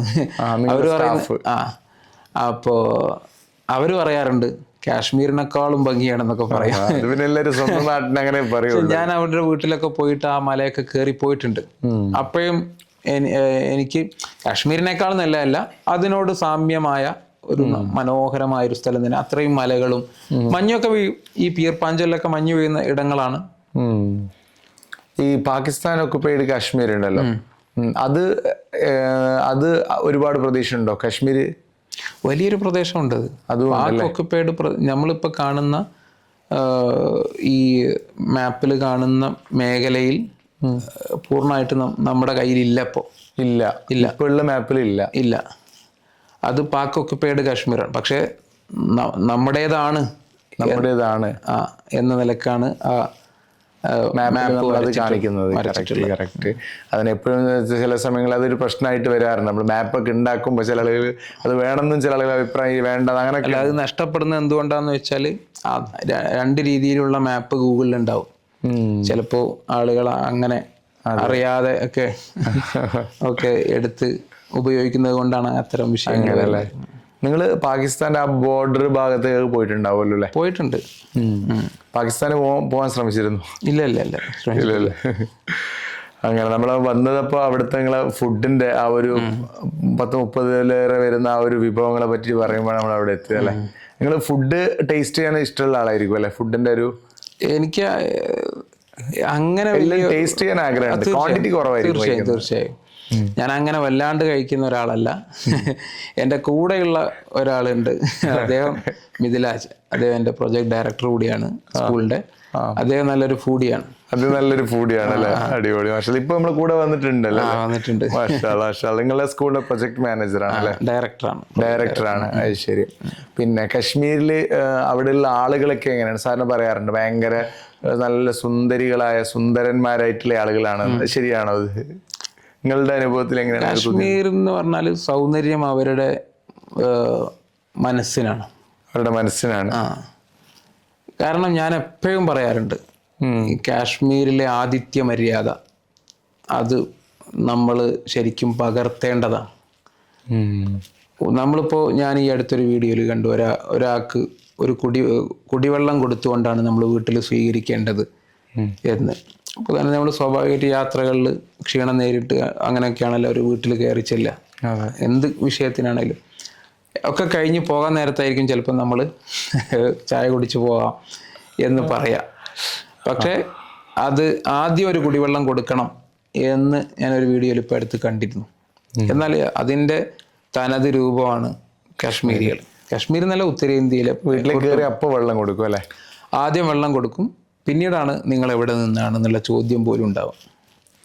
അങ്ങനെ ഒരു ആതിഥ്യ മര്യാദ അവരെ നമ്മൾ ശരിക്കും പകർത്തേണ്ടതാണെന്ന് എനിക്ക് പലപ്പോഴും തോന്നിയിട്ടുണ്ട്. അവർ സാമ്പത്തികമായിട്ട് ചിലപ്പോൾ വലിയ സെറ്റിലൊന്നും ആയിരിക്കും അങ്ങനെ ആയിരിക്കണമെന്നില്ല, എന്നാലും നല്ല സെറ്റിൽഡ് ആയിട്ടുള്ള ആളുകൾ കാശ്മീരിലെ പലയിടത്തും ഉണ്ട്. ഉണ്ടല്ലേ? ശ്രീനഗറിലൊക്കെ ഒരുപാട് പേരുണ്ട്. ഓഹോ, അവിടെ തന്നെ അവര് ബിസിനസ്സും കാര്യങ്ങളൊക്കെ നാട്ടിൽ തന്നെ. നമ്മളെക്കാൾ കൂടുതൽ ബിസിനസ് സാധ്യതകളുള്ള ഒരു മേഖലയാണല്ലോ അത്. അതെ അതെ അതെ, കാശ്മീർ അത് ശരിക്കും ആ നാട്ടുകാർക്ക് തന്നെയാണോ കിട്ടുന്നുള്ളത്, അല്ലെങ്കിൽ? തീർച്ചയായിട്ടും അവർക്കും കിട്ടുന്നുണ്ട്. അവരിൽ പലരും നല്ല ബിസിനസ്സുകാർ ഒരുപാട് പേരുണ്ട് അല്ലേ. പക്ഷെ വീടുകളൊക്കെ വലിയ ഇതൊന്നും ഉണ്ടാവില്ല. വീടുകൾ മലമുകളിൽ നിന്നുള്ള വീടുകളാണ് നമ്മൾ കാണുന്ന വീടുകളൊക്കെ. പക്ഷെ നിങ്ങൾ ശ്രീനഗറിൽ പോയി നോക്കൂ. ശ്രീനഗറിൽ വളരെ മനോഹരമായ വലിയ വീടുകളുണ്ട്. ഞാൻ ഈ അടുത്ത് ഈ കഴിഞ്ഞ ദിവസം കാശ്മീരിൽ പോയപ്പോൾ ഒരു വീടിന്റെ പാല് കാച്ചലിന് ഞാൻ പോയിട്ടുണ്ടായിരുന്നു. അപ്പൊ അവിടെ പോയപ്പോൾ ആ വീട്ടിൽ എത്രത്തോളം എന്ന് വെച്ചാൽ പിന്നെ തണുപ്പ് കാലത്ത് ജീവിക്കേണ്ട റൂമുകൾ വരെയുണ്ട്. താഴ്ഭാഗത്തൂടെ ഇലക്ട്രിക് ആയിട്ടുള്ള ഹമാം എന്ന് പറയും. ഈ കാശ്മീരിൽ ഹമാം എന്ന് പറഞ്ഞിട്ടൊരു നമ്മളെ കുളിപ്പുരയല്ല, ബാത്റൂം അല്ല, അങ്ങനെയല്ല. ഈ ഹമാം എന്ന് പറഞ്ഞാൽ ഈ വീടുകളിൽ ഒരു റൂം, ഇപ്പൊ ലിവിങ് സ്പേസ് എന്ന് പറയുന്നത്, അത് താഴെ കുറച്ച് ഒരു ഭാഗം ഒഴിഞ്ഞു കിടക്കും. അതിനുള്ളിൽ വിറകിട്ട് കത്തിക്കാൻ പറ്റുന്നൊരു സൗകര്യം ഉണ്ടാവും. അങ്ങനെ കത്തിച്ചു കഴിഞ്ഞാൽ ഈ റൂമിനുള്ളിൽ നല്ലൊരു സുഖം ഉണ്ടാവും. കാരണം പുറത്ത് നല്ല തണുപ്പാണ്. നല്ല മഞ്ഞ് വീഴുന്ന സമയത്തും ഒരു 15 മിനിറ്റ് ഇത് കത്തിച്ചു വെച്ചാൽ മതി. നല്ലൊരു സുഖമുള്ള ഒരു ചൂട് ഒരു ദിവസം പൂർണ്ണമായിട്ട് കിട്ടും. ഒരു നാച്ചുറൽ ആയിട്ടുള്ളൊരു ഇപ്പൊ നമ്മള് ഒരു അടുപ്പിന്റെ മുകളിലൊക്കെ ഒരു ചെമ്പ് വെച്ച് അതിലിരിക്കുന്ന അങ്ങനെയൊന്നും ഉണ്ടാവില്ല. കാരണം പുറത്തുനിന്ന് നല്ല തണുപ്പാണ് വരുന്നത്. അപ്പൊ അങ്ങനെ ഉണ്ടാവും. അതെ അതെ, ഈ ഭൂമിക്കടിയില് അല്ലെ, നമ്മൾ ഈ ബങ്കറൊക്കെ ഉള്ള പോലെ. ഇത് കുറച്ച് ഈ തറ തന്നെ കുറച്ച് ഉയർത്തും. തറ തന്നെ കുറച്ച് ഉയർത്തും. തണുപ്പ് രാജ്യങ്ങളിൽ, സ്കാൻഡിനേവിയൻ രാജ്യങ്ങളിലൊക്കെ ഉള്ള പോലെ അല്ലെ. എന്നിട്ട് ഈ പുറത്തൊക്കെ എഴുതി വെച്ചിട്ടുണ്ടാവും ചിലപ്പോൾ ഹമാം. പള്ളികളിൽ പോലും ഉണ്ടാവും അത്. അങ്ങനെ ഒരു സാധാരണ കാശ്മീരിലെ പള്ളികളിൽ പോലും, ഒട്ടുമിക്ക പള്ളികളിലും ഈ ഹമാം ഉണ്ടാവും. അപ്പൊ ഈ ഒളു ചെയ്യുന്ന ഭാഗത്തൊക്കെ നല്ലൊരു തണുപ്പ്. കാരണം ഒളു ചെയ്യുമ്പോൾ എന്ത് വേണ്ടി വരും? നമുക്ക് ജാക്കറ്റ് ഊരി വെക്കേണ്ടി വരും, സോക്സ് ഊരേണ്ടി വരും. അപ്പൊ അങ്ങനെയുള്ള ഒരു സ്ഥലം ഇവർ ചൂടാക്കി വെക്കും. പിന്നെ അതിന് പുറമെ വെള്ളവും ചൂടാക്കും. പിന്നെ നിസ്കരിക്കാനും ഉള്ളൊരു സൗകര്യം നല്ല ചൂടായിരിക്കും. അപ്പൊ അതുപോലെ ഇപ്പൊ അതിന്റെ ഒരു ഇലക്ട്രിക് വേർഷൻ ഉണ്ട്. ഇപ്പൊ ഞാൻ ആ വീട്ടിൽ പോയപ്പോ ഇലക്ട്രിക് ആയിട്ട് ചെയ്തിട്ടുണ്ട്. തീ ചൂടാക്കാതെ അടിഭാഗത്ത് ഇലക്ട്രിക് ചെയ്തിട്ട് ഓൺ ചെയ്താൽ മാത്രം മതി. ആ റൂം നല്ലൊരു ഹീറ്റ് ഉണ്ടാവും. വലിയൊരു വീടാണ്. നമ്മുടെ നാട്ടിനേതുപോലെ ആയിരിക്കില്ല, രീതികൾ വ്യത്യാസം ഉണ്ടാവും. അവിടുത്തെ ആ ഒരു ഭൂപ്രകൃതി. ഉത്തരേന്ത്യയിൽ ഈ ഗ്രാമങ്ങളിലൊക്കെയുള്ള വീടുകൾ ശരിക്കും നമ്മൾ ക്വാർട്ടേഴ്സ് രീതിയാണ്, അല്ലെങ്കിൽ മദ്രസ, സ്കൂള് പോലെയൊക്കെയാണ്. അങ്ങനെ മീൻസ് ഒരു ബിൽഡിംഗ് കണ്ട് ഉണ്ടാക്കുക. അതിൽ എത്ര റൂമുണ്ടോ, ഒരു മുറിയിലൊരു ജ്യേഷ്ഠൻ, അതിൽ അടുത്ത അനിയൻ, മറ്റൊരു അനിയൻ, അങ്ങനെ ഓരോ റൂമിലും ഒരു കുടുംബം ജീവിക്കുക എന്നുള്ളതാണ് ഉത്തരേന്ത്യയിലെ വീടുകളിൽ. പക്ഷെ അതിൽ നിന്ന് കാശ്മീർ പൂർണ്ണമായിട്ടും വ്യത്യസ്തമാണ്. അവർ നമ്മുടെ ഒരു കേരളത്തിലെ വീടിൻ്റെ ഒരു രീതിയിലാണ്. പക്ഷെ അങ്ങനെയല്ല, എന്നാലും ചെറിയ വ്യത്യാസങ്ങളുണ്ട്. പക്ഷെ ഉത്തരേന്ത്യയുടെ ആ സംസ്കാരത്തോട് ഒട്ടും യോജിപ്പില്ലാത്ത രീതിയിലാണ് അവരുടെ വീടല്ലേ. പക്ഷെ ഈ മലമുകളിലുള്ള വീടുകൾ വളരെ ചെറുതും, അവിടുത്തെ കല്ലുകൾ കൊണ്ട് നിർമ്മിച്ച് അതിന് മുകളിൽ മരം പാകി അതിന് മുകളിൽ മണ്ണ് വെച്ച്, കാരണം അത് മലമുകളിലെ രീതിയാണ്. സാധാരണ ഒരു പണക്കാരനായ ഒരാൾ ഉണ്ടാക്കുന്നത് ഈ രീതിയിലായിരിക്കും. നമ്മുടെ നാട്ടിലേക്ക് പണ്ട് കാലങ്ങളിൽ ഉണ്ടായ പല സംഭവങ്ങളും നമുക്ക് ഇപ്പൊ അവിടെ പോയാൽ നേരിട്ട് കാണാൻ പറ്റും അല്ലെ. നമുക്ക് ഉത്തരേന്ത്യൻ രാജ്യങ്ങളിലേക്ക്, കാശ്മീരിലില്ല, ഉത്തരേന്ത്യയിൽ പലയിടത്തും കാണാൻ പറ്റും. കാശ്മീർ ഒരു റിച്ച് ആയിട്ടുള്ളൊരു പ്ലേസ് ആണ് അല്ലെ. സ്ഥലം ഒരു മൊത്തത്തിൽ ഒരു എല്ലാം കൊണ്ടും ഒരു സമൃദ്ധമായിട്ടുള്ള, പ്രകൃതി കൊണ്ട് സമ്പന്നമാണ്. എന്നാൽ ഈ മലമുകളിൽ ജീവിക്കുന്നവരൊക്കെ വളരെ പാവങ്ങളാണ്. പക്ഷെ ഈ ടൗണുകളിലൊക്കെ ജീവിക്കുന്നവർ അത്യാവശ്യം നല്ല റിച്ച് ആയിട്ടുള്ള സമ്പന്നരാണ്. എന്നാലും ചോദിച്ചെന്ന് വെച്ചാൽ കാണാൻ നല്ല സൗന്ദര്യമുള്ള ആളുകളാണ് കൂടുതലും. തീർച്ചയായും 99% ആളുകളും അല്ലെ. തീർച്ചയായും ഞാൻ ഈ അടുത്ത് അങ്ങനെ എന്തോ കണ്ട പോലെ ആയിട്ടുണ്ട്. അങ്ങനെ അവിടെ ഫുള്ള് നല്ല ആളുകളാണ് അങ്ങനെയൊക്കെ പറഞ്ഞിട്ട് ട്രോളൊക്കെ ഉണ്ടാവുമല്ലോ അങ്ങനെ. പിന്നെന്താണ്, പിന്നെ നിങ്ങൾക്ക് കാശ്മീരിനെ ഓർക്കുമ്പോൾ എന്താണ് പിന്നെ കൂടുതൽ ഓർമ്മ വരുന്നത് നിങ്ങൾക്ക് പെട്ടെന്ന്? ഇങ്ങനെ കശ്മീരിനെ ഓർക്കുമ്പോൾ ഞാൻ എപ്പോഴും ഓർക്കാറുള്ളത് അവരുടെ ആതിഥ്യമര്യാദയാണ്. ഞാൻ ഈ അടുത്ത് ഇപ്പൊ ഈ ആപ്പിൾ വിളവെടുക്കുന്ന ഒരു സീസണാണിത്. ഞാൻ അവിടെ നിന്നാണ് വരുന്നത്. അപ്പോൾ അവിടെ ഒരു തോട്ടത്തിൽ പോയപ്പോൾ ഒരു ഗ്രാമത്തിലാണ്, ടൂറിസ്റ്റുകൾ അത്രയും വരാത്ത ഒരു ഉൾഗ്രാമത്തിൽ അവിടുത്തെ ഒരു ആപ്പിൾ തോട്ടത്തിൽ പോയപ്പോൾ ഏക്കർ കണക്കിന് ആപ്പിൾ തോട്ടം സ്വന്തമായുള്ള ഒരാളുടെ അടുത്താണ് ചെന്നുപെട്ടത്. അപ്പോൾ അദ്ദേഹത്തോട് ഞാൻ സംസാരിച്ചു. ഒരുപാട് ആപ്പിളുകൾ ഇങ്ങനെ വിളഞ്ഞു നിൽക്കുന്നു മരങ്ങളിൽ, താഴെ അതിനേക്കാൾ കൂടുതൽ ആപ്പിളുകൾ ഇങ്ങനെ താഴെ വീണ് കിടക്കുന്നു, മണ്ണിന് ഒരു പുതപ്പിട്ടതുപോലെ അങ്ങനെ. അപ്പോൾ എന്നോട് അദ്ദേഹം പറഞ്ഞു, വീണ് കിടക്കുന്ന ആപ്പിളുകളൊന്നും വിൽക്കാൻ പറ്റൂല, പിന്നെ അത് ഒഴിവാക്കുക, അല്ലെങ്കിൽ സ്വന്തമായി ഉപയോഗിക്കുക. കാരണം അതിന് ഡാമേജ് വന്നു, പെട്ടെന്ന് കേടുവരും. അതെ അതെ. അപ്പം ഈ വർഷം നല്ല മഴ പെയ്തതുകൊണ്ട് കുറേ ആപ്പിളുകൾ നിലത്ത് വീണു. അതിന് പുറമെ വിളവെടുത്ത ആപ്പിളുകൾ ഈ മഴയിൽ ശ്രീനഗറിൽ നിന്നും ജമ്മുവിലേക്കുള്ള റോഡ് പലയിടത്തും ഒലിച്ചുപോയി. അപ്പോൾ ഗതാഗതം പൂർണ്ണമായും തടസ്സപ്പെട്ടു. കുറേ ദിവസങ്ങളിൽ, എനിക്ക് തോന്നുന്നത് ഒരാഴ്ചയിൽ 10 ദിവസത്തോളം പൂർണ്ണമായും ഈ ജമ്മു ടു ശ്രീനഗർ ടു ജമ്മു പൂർണ്ണമായും അടച്ചിടായിരുന്നു. ഇപ്പൊ ഭാഗികമായിട്ട് ഞാൻ ഇങ്ങോട്ട് വരുന്ന സമയത്ത് ഇങ്ങോട്ട് മാത്രമുള്ള വാഹനങ്ങൾക്ക് വരാം, ശ്രീനഗറിൽ നിന്ന് ജമ്മുവിലേക്ക് വരുന്ന വാഹനങ്ങൾക്ക് മാത്രം വരാം. പിറ്റേന്ന് അവിടെ നിന്ന് ഇങ്ങോട്ടുള്ള വാഹനം, എന്നാലും പൂർണ്ണമായ രീതിയിൽ എന്തായിട്ടില്ല, ഗതാഗത യോഗ്യമായിട്ടില്ല. അപ്പോൾ അവർ പറഞ്ഞു, വിളവെടുത്ത ആപ്പിളുകൾ ഞങ്ങൾ പാക്ക് ചെയ്ത് കണ്ടെയ്നറിലേക്കാക്കി ഒരു ലക്ഷ്യസ്ഥാനത്ത് എത്തിയാലാണ് ഞങ്ങൾക്ക് അതിൻ്റെ ഫലം കിട്ടുക, അതിൻ്റെ പേയ്മെൻറ്റ് കിട്ടുക. പക്ഷേ ഈ ഒലിച്ചു പോയത് കൊണ്ട് ഞങ്ങളുടെ ട്രക്കുകളെല്ലാം പിടിച്ചിടേണ്ടി വന്നു. പിടിച്ചിട്ടതിൻ്റെ ഫലമായിട്ട് ഈ ആപ്പിളുകൾ പൂർണ്ണമായി നശിച്ചു അല്ലേ? ആ മലകളിൽ ഉപേക്ഷിച്ച് ട്രക്കുകൾ തിരിക്കുക എന്നുള്ളതല്ലാതെ അങ്ങനെ ഒരു കോടിക്കണക്കിന് രൂപയുടെ നഷ്ടം ഈ വർഷം ആപ്പിൾ കർഷകർക്ക് ഉണ്ടായി എന്നതാണ് ഈ വർഷത്തെ ഒരു ദുഃഖകരമായൊരു വസ്തുത. പക്ഷേ അപ്പം നമ്മളെ കൊണ്ട് എന്ത് ചെയ്യാൻ സാധിക്കും? ഞാൻ പറഞ്ഞു, ഒരു പെട്ടി ആപ്പിൾ എനിക്ക് വേണം എന്ന് പറഞ്ഞ് ഞാൻ അതിൻ്റെ പണം കൊടുക്കാൻ നേരത്തെ അവർ പറഞ്ഞു, അത് പറ്റില്ല, നിങ്ങൾ എൻ്റെ അതിഥികളാണ്, അതിഥികളിൽ നിന്ന് ആരും പണം ഈടാക്കാറില്ല എന്ന് പറഞ്ഞ് വല്ലാതെ എന്താ പറയുക, ഞാൻ അവിടെ സങ്കടവും സന്തോഷവും കൊണ്ടൊരു വല്ലാത്തൊരു നിമിഷമായിരുന്നു. ഒരു കവിതയിൽ ഞാൻ വായിച്ചിട്ടുണ്ട്, സറ സറാഹെ മേരെ കശ്മീർ കാ മഹ്മാ നവാസ് റാഹ് മേ പത്തർ ക ടുക്ഡോനെ ദിയ പാനി മുജെ. അതായത് കാശ്മീരിലെ അതിഥി സൽക്കാരം എന്നത് വല്ലാത്തൊരു അത്ഭുതമാണ്. റാഹ് മേ പത്തർ ക ടുക്ഡോനെ ദിയ പാനി മുജെ എന്ന് പറഞ്ഞാൽ വഴിയരികിലെ ചരൽ കല്ലുകൾ പോലും എനിക്ക് യഥേഷ്ടം വെള്ളം തന്ന് വിരുന്നൂട്ടുന്നു എന്നാണ്. അങ്ങനെ ഒരു ആതിഥ്യ മര്യാദ, നിങ്ങൾ എൻ്റെ അതിഥികളാണ്, നിങ്ങളിൽ നിന്ന് ഞാൻ പണം വാങ്ങില്ല എന്ന് പറയുമ്പോൾ അവരുടെ ഹൃദയ വിശാലത, ഹൃദയത്തിൻ്റെ സൗന്ദര്യം, അതാണ് ഞാൻ നേരത്തെ പറഞ്ഞത്, അവരുടെ ഹൃദയത്തിനാണ് സൗന്ദര്യം. മാഷാ അല്ലാ. ഞാൻ ഈ പൂഞ്ച് ആക്രമണം ഉണ്ടായ സമയത്ത് അവിടെ ഒരുപാട് ടൂറിസ്റ്റുകൾ ഉണ്ടായിരുന്നല്ലോ, അവർക്ക് ഹെൽപ്പ് ചെയ്യുന്ന വീഡിയോ ഒക്കെ ഞാൻ ഇൻസ്റ്റാഗ്രാമിൽ കണ്ടിരുന്നു. ബസ്സിലൊക്കെ പോകുമ്പോൾ വെള്ളം കൊടുക്കാനും ഇതിനൊക്കെ ഭയങ്കര അവരെ നാട്ടിൽ വന്നിട്ട് അവർ ഭയങ്കര ഒരു മഞ്ഞുകാലത്ത് പലപ്പോഴും മഞ്ഞ് വീണ് റോഡ് ബ്ലോക്കാവും. അപ്പം ഞാൻ പലപ്പോഴും പോയിട്ടുള്ള ആളാണ്.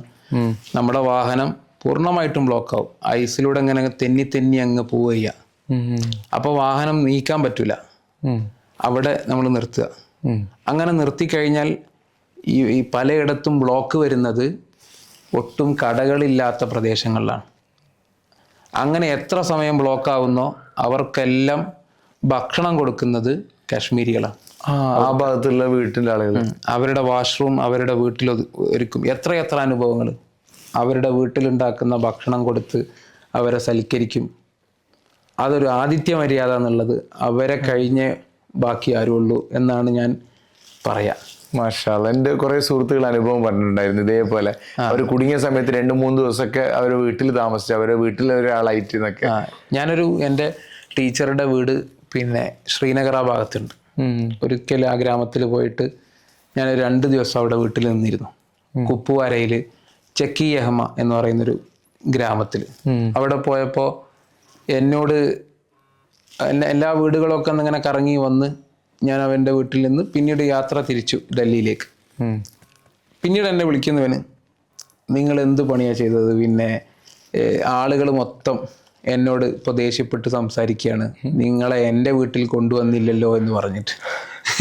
നമ്മുടെ നാട്ടിൽ അതൊന്നും അങ്ങനെ ഒന്നും ഉണ്ടാവില്ല. നമ്മുടെ നാട്ടിലെ രീതി വേറെയാണ്. എൻ്റെ വീട്ടിലൊരു ചായ കുടിച്ചില്ലല്ലോ എന്ന് പറഞ്ഞ് പരിതപിക്കുന്ന മനുഷ്യരുള്ള ഈ മേഖലയാണ്, പ്രദേശമാണ് കാശ്മീർ എന്ന് പറയുന്നത്. മാഷാ അല്ലാ, മാഷാ അല്ലാ. ഞാനിങ്ങനെ ഈജിപ്തിലൊക്കെ ഉണ്ടായപ്പോൾ അവിടെ വേറെ ചില രാജ്യങ്ങളിൽ നിന്നുള്ള ആളുകളൊക്കെ, ഇന്തോനേഷ്യയിൽ നിന്നുള്ള ആളുകളും പല പല രാജ്യങ്ങളിൽ നിന്നുള്ള ആളുകളൊക്കെ ഉണ്ടാവും. അപ്പോൾ അവരെ കാണുമ്പോൾ നമ്മൾ തോന്നാറെന്ന് വെച്ചാൽ അവർക്ക് ഒരു അത്ര നമ്മുടെ നാട്ടിൻ്റെ അത്ര ആദ്യത്തെ മര്യാദ ഇല്ല അവർക്ക്. അങ്ങനെ ഇപ്പോൾ ഫുഡ് കഴിച്ചോ അല്ലെങ്കിൽ ഇങ്ങനെയൊക്കെ ചോദിക്കുന്ന ആ ഒരു രീതിയിൽ. അപ്പം നമ്മൾ കമ്പയർ ചെയ്യുമ്പോൾ വിചാരിക്കും നമ്മളെ നാട്ടിലുള്ളവരുടെ കൾച്ചർ എങ്ങനെയാണ്, പ്രത്യേകിച്ച് ഈ മലബാർ ഏരിയയിൽ. ഇപ്പോൾ നമ്മുടെ നാട്ടിലൊക്കെ ആ ഒരു ഭാഗത്തൊക്കെ, ഞാൻ ശരിക്കും മാംഗ്ലൂരാണ്, പക്ഷേ കാസർഗോഡ് ഭാഗത്തായിരുന്നു ഞാൻ പഠിച്ചത്. പക്ഷെ മാംഗ്ലൂർ എന്ന് പറയുമ്പോൾ ഏകദേശം കാസർഗോഡ് അതേ സെയിമാണ് എല്ലാ കാര്യങ്ങളും. അപ്പോൾ പ്രത്യേകിച്ചും ഇപ്പോൾ നിങ്ങളെ കോഴിക്കോട്, മലപ്പുറം, കണ്ണൂരൊക്കെ ആകുമ്പോൾ നമ്മുടെ ആദ്യത്തെ മര്യാദ ഭയങ്കരമാണ്. അപ്പോൾ മറ്റുള്ളവരെ കമ്പയർ ചെയ്യുമ്പോൾ നമ്മളിത് ഭയങ്കര ഉഷാറാണ്. നിങ്ങൾ പറഞ്ഞ പോലെ കാശ്മീരിനെ കമ്പയർ ചെയ്യുമ്പോൾ നമ്മളിതേക്കാളും ഉഷാറാണ്. പ്രവാസികളും വല്ലാതെ ആതിഥ്യ മര്യാദ ഉള്ളവരാണ്. ഇപ്പം ഞാനിതിലൂടെ ഒക്കെ നടന്നു വരുമ്പോഴും ഒരു വാഹനങ്ങൾ ചില്ല് താഴ്ത്തി ഭക്ഷണം കഴിക്കല്ലേ എന്ന് ചോദിക്കുന്ന ആൾക്കാർ ഞാൻ നിരന്തരം റോഡുകളിലൂടെ കാണുന്നുണ്ട്. ഇവിടെ ഫുള്ള് മലയാളികൾ എല്ലാവരും ചോദിക്കുന്ന ആദ്യത്തെ ചോദ്യം, ഭക്ഷണം കഴിക്കാൻ പോയിരുന്നോ എന്താണ്, ചായ കുടിച്ചോ. ഞാനിപ്പോൾ ഇവിടെ വന്നിട്ട് എനിക്ക് എൻ്റെ കയ്യിൽ നിന്ന് പണം ചെലവഴിച്ച് ഒരു ചായ കുടിക്കേണ്ട അവസ്ഥ വന്നിട്ടില്ല. കാരണം ഒരു ആതിഥ്യ മര്യാദ എന്നുള്ളത് വല്ലാത്തൊരു ഒരു മനുഷ്യന് വലിയൊരു ക്വാളിറ്റിയാണത്. അത് ശരിക്കും പ്രവാസികൾക്ക് ഉണ്ട് എന്നാണ് എനിക്ക് ഇവിടെ നിന്നപ്പോൾ മനസ്സിലായത്, ദുബായിൽ വന്നപ്പോൾ മനസ്സിലായത് അല്ലേ. മാഷാ അല്ലാ, മാഷാ അല്ലാ. അത് ശരിക്കും ആതിഥ്യ മര്യാദ, അങ്ങനെയുള്ള അങ്ങോട്ടും ഇങ്ങോട്ടും സ്നേഹങ്ങളൊക്കെ ഏറ്റവും കൂടുതൽ എനിക്കൊന്ന് പ്രവാസികൾക്കിടയിലാണ്. നാട്ടിൽ നമുക്ക് ആ ഒരു ഫീൽ കിട്ടൂല. ഇവിടെ വന്നു കഴിഞ്ഞാൽ എല്ലാവരും ഭയങ്കര ഒരു ഇതാണ്. ഇപ്പോൾ സംഘടന, ഇപ്പോൾ രണ്ട് സംഘടനയിലുള്ള ആളാണെങ്കിലും ഇവിടെ എല്ലാവരും ഒന്നാണ്.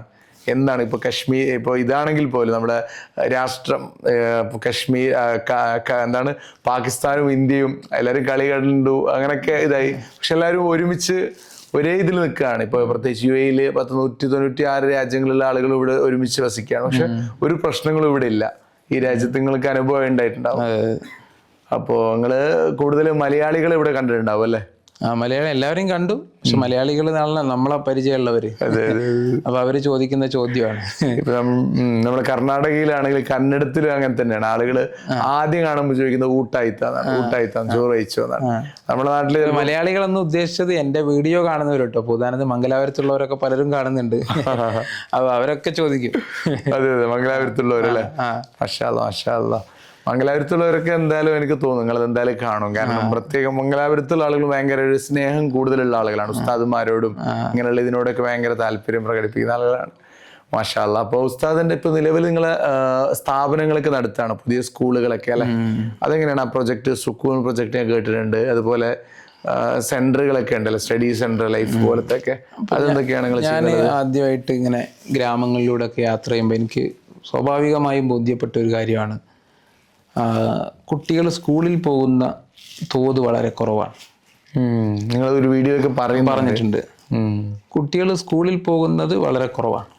ഉദാഹരണത്തിന് നമ്മുടെ നാട്ടിൽ ഈ ഉത്തരേന്ത്യയിൽ വിളവെടുപ്പ് സമയങ്ങളിൽ പൊതുവെ കുട്ടികൾ സ്കൂളിൽ പോകില്ല. വിളവെടുപ്പ് എന്ന് പറഞ്ഞാൽ ഇങ്ങനെ ഒരു സൈക്കിളാണ്. ഇപ്പോൾ തക്കാളി ഒരു സമയത്ത് വിളവെടുക്കും, അത് കഴിഞ്ഞ് ഗോതമ്പ് എടുക്കും, അത് കഴിഞ്ഞാൽ ബാജറ എടുക്കും, അത് കഴിഞ്ഞാൽ കരിമ്പെടുക്കും. വിളവെടുപ്പ് അവസാനിക്കുന്നില്ല. അപ്പോൾ അവരെ സംബന്ധിച്ചിടത്തോളം ഒരു കൃഷിയിടത്ത് പോയിട്ട് വിളവെടുപ്പിൽ പങ്കുചേർന്നാൽ ഒരു 10-20 കിട്ടും. അപ്പോൾ അത് കിട്ടാൻ വേണ്ടിയിട്ട് ഇങ്ങനെ നിൽക്കുന്ന, ഇപ്പം മുടി വെട്ടാൻ 20 രൂപയാണ് ഉത്തരേന്ത്യയിൽ ഗ്രാമങ്ങളിൽ. താടിമുടി വെട്ടണമെങ്കിൽ ഒരു 20 രൂപ, 40 രൂപക്ക് പരിപാടി തീരും. അപ്പോൾ അങ്ങനെയുള്ള ഒരു സ്ഥലത്ത് 20 രൂപ എന്നുള്ളത് കുട്ടികളെ സംബന്ധിച്ചിടത്തോളം വളരെ വലുതാണ്. നമ്മുടെ നാട്ടിലേക്ക് ഒരു 10-15 കൊല്ലം മുമ്പുണ്ടായ പോലെ 10-20 രൂപ അവർക്ക് കൊടുക്കും. അപ്പോൾ അതിനു വേണ്ടിയിട്ട് കുട്ടികൾ അവരുടെ പഠനം ഉപേക്ഷിക്കും. സ്വാഭാവികമായിട്ട് നമ്മുടെ നാട്ടിലിപ്പോൾ എൻ്റെ വീട്ടിലും നിങ്ങളുടെ വീട്ടിലൊക്കെ മക്കൾ സ്കൂളിൽ പോകാതിരുന്നാൽ നമ്മൾ എങ്ങനെയെങ്കിലും അവിടെ കൊണ്ടാക്കും. മടി കാണിച്ചാലും നമ്മുടെ വാഹനത്തിലെടുത്ത് കൊണ്ടാക്കും. ഇപ്പം എൻ്റെ മകനെ ഞാൻ അങ്ങനെ ചെയ്തിട്ട് എൻ്റെ മനസ്സിലൊരു സങ്കടം ഉണ്ടെങ്കിലും നമ്മളത് ചെയ്യുന്നത് കൊണ്ട് വെച്ചാൽ അവനൊരു ശീലം അങ്ങനെ ഉണ്ടാവാൻ പാടില്ല.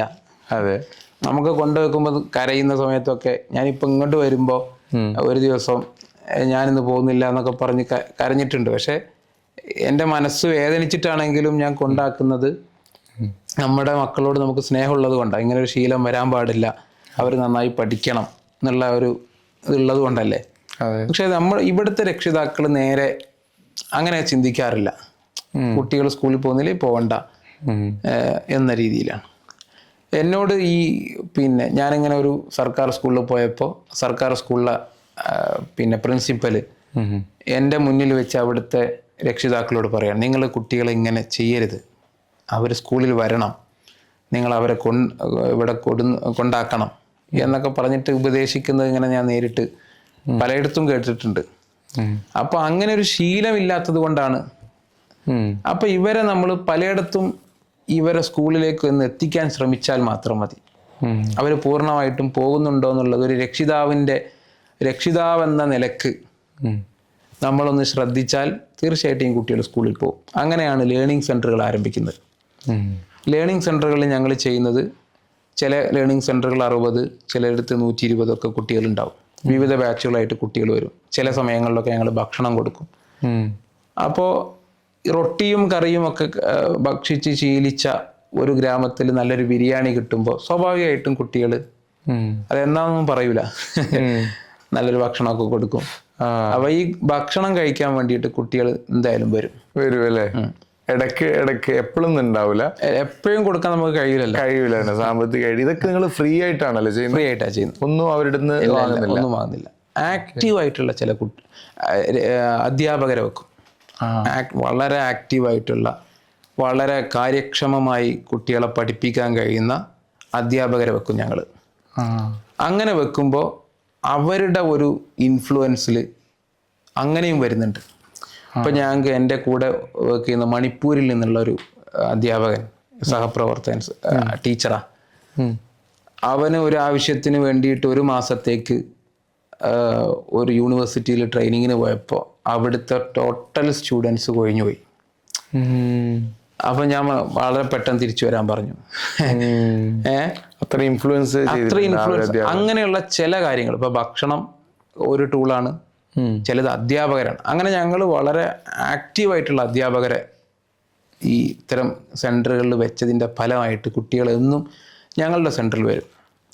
എന്നിട്ട് എന്ത് ചെയ്യും, ആ കുട്ടികൾ ഏത് ക്ലാസ്സിൽ നിന്നാണോ ഡ്രോപ്പ് ഔട്ട് ആയത് ആ ക്ലാസ്സിലേക്കുള്ള ഒരു ബ്രിഡ്ജ് കോഴ്സ് ഈ സെന്ററിൽ നിന്ന് കൊടുത്ത് അവരെ നേരെ സർക്കാർ സ്കൂളിൽ എത്തിക്കും. ഓക്കെ, ഇതാണ് ലേണിംഗ് സെന്ററുകൾ. പിന്നെ ആ കുട്ടികൾക്ക് പിന്നെ എന്താ പറയുക, ആവശ്യമായ ട്യൂഷൻ കൊടുക്കും, അവർ സ്ഥിരമായി സ്കൂളിൽ പോകുന്നുണ്ടോ എന്നുള്ളത് ശ്രദ്ധിക്കും. അങ്ങനെയൊക്കെയുള്ള ഒരു രക്ഷിതാവിൻ്റെ ദൗത്യമാണ് ഈ ടീച്ചേഴ്സ് ചെയ്യുന്നത്. അങ്ങനെ വളരെ ഭംഗിയായിട്ട് ഇപ്പോൾ ഈ കുട്ടികളുമായിട്ടൊരു ആത്മബന്ധം പിന്നെ ഈ ടീച്ചേഴ്സിനുണ്ടാവും. അപ്പോൾ എനിക്ക് മനസ്സിലായി, പിന്നീട് ഞങ്ങളുടെ ഒരു കൂട്ടായ്മക്ക് മനസ്സിലായി, നമ്മൾ ഈ കുട്ടികളിൽ വളരെ മിടുക്കരായ കുട്ടികളുണ്ട്. അവരെ മെല്ലെ എടുത്ത് അവരുടെ എല്ലാ ഗ്രാമത്തിൻ്റെ പൂർണ്ണമായ അന്തരീക്ഷത്തിൽ നിന്ന് മാറ്റി നമ്മുടെ ഒരു സ്ഥലത്ത് കൊണ്ടുവന്ന് റെസിഡൻഷ്യലായി പഠിപ്പിച്ചാൽ ഈ കുട്ടികളിൽ വലിയ മാറ്റങ്ങൾ ഉണ്ടാക്കാൻ പറ്റും. പക്ഷെ ഈ കുട്ടികൾ നമ്മളെക്കാൾ ബ്രില്യൻ്റാണ്, നമ്മുടെ കുട്ടികളെക്കാളും ബ്രില്യൻ്റാണ്. പക്ഷെ അവർക്ക് അവസരം കിട്ടാത്തത് കൊണ്ടാണ് ഇങ്ങനെ ആയിപ്പോയത് എന്നാണ് എനിക്ക് മനസ്സിലായത്. അപ്പം അങ്ങനെയുള്ള കുട്ടികളെ റെസിഡൻഷ്യലായി പഠിപ്പിച്ച് അവർക്ക് നല്ല സൗകര്യങ്ങൾ ഒരുക്കണം എന്ന ഉദ്ദേശത്തിൽ നിന്നാണ് സുക്കൂൻ റെസിഡൻഷ്യൽ സ്കൂൾ ചെയ്യുന്നത്. ഞങ്ങൾക്ക് 30 ലേണിംഗ് സെൻ്ററുകളുണ്ട്. അത് വിവിധ സംസ്ഥാനങ്ങളാണ്. ഡൽഹി, ഹരിയാന, രാജസ്ഥാൻ, ഉത്തർപ്രദേശ്, ഉത്തരാഖണ്ഡ്, കാശ്മീർ തുടങ്ങി സ്റ്റേറ്റുകളിലൊക്കെ ഈ ലേണിംഗ് സെൻ്ററുകൾ അവിടുത്തെ മിടുക്കരായ കുട്ടികളെ ഞങ്ങളുടെ ഈ റെസിഡൻഷ്യൽ സ്കൂളിലേക്ക് എത്തിക്കുകയും അവിടെ പഠിപ്പിക്കുകയും ചെയ്യുന്നു. 60 കുട്ടികളെ ഇപ്പോൾ എടുത്തു. റെസിഡൻഷ്യൽ സ്കൂൾ 6 മാസം മുമ്പാണ് നമ്മൾ സ്കൂളിന്റെ വർക്ക് ആരംഭിക്കുന്ന വീഡിയോസ് ഒക്കെ അന്ന് ഇട്ടപ്പോൾ കണ്ടിരുന്നു. പൂർണ്ണമായിട്ടില്ല. ക്ലാസ് റൂമുകൾ 2 ക്ലാസ് റൂമുകൾ സെറ്റ് ചെയ്തു. 2 ക്ലാസ് 6, 7 റെസിഡൻഷ്യലായിട്ട്. അപ്പോൾ ഈ പരിമിതമായ സൗകര്യങ്ങളിലാണ് ആരംഭിച്ചത്. ഇനി അടുത്ത വർഷത്തേക്ക് കാത്തിരുന്നാൽ നമുക്കൊരു വർഷം നഷ്ടപ്പെടും എന്നതുകൊണ്ടാണ് ഞങ്ങളുടെ ടീമിന് ഒരു ടാസ്ക് എന്ന നില കൊടുത്ത് ഈ വർഷം തന്നെ ആരംഭിക്കണം എന്ന് പറഞ്ഞ് ഈ വർഷം തന്നെ ആരംഭിച്ച 60 കുട്ടികൾ. വളരെ പരിമിതമായ സൗകര്യങ്ങളാണ്, പക്ഷേ അവരുടെ ഗ്രാമത്തെക്കാളും അവരുടെ വീടുകളെക്കാളും മികച്ച സൗകര്യങ്ങളാണ്. അപ്പോൾ അങ്ങനെ വളരെ ഭംഗിയായ രീതിയിൽ ഇങ്ങനെ പോയിക്കൊണ്ടിരിക്കുന്നു. 3-ാം നില ഇങ്ങനെ പൂർത്തിയാക്കുന്ന ഒരുക്കത്തിലാണ്. അതിനുള്ള കാര്യങ്ങളൊക്കെ എങ്ങനെയാണ്? സാമ്പത്തികമായിട്ട് ക്രൗഡ് ഫണ്ടിങ്ങിലൂടെയാണ്, ആളുകൾ സഹായിച്ചിട്ടാണല്ലേ? നിങ്ങൾ വിചാരിച്ച ആ ഒരു ഇത് നിങ്ങൾക്ക് എത്തിയിട്ടുണ്ടോ? അല്ലെങ്കിൽ ഇനിയും കുറച്ചുകൂടി കിട്ടാനുണ്ടല്ലേ? പതിയെ പൂർത്തിയാവും.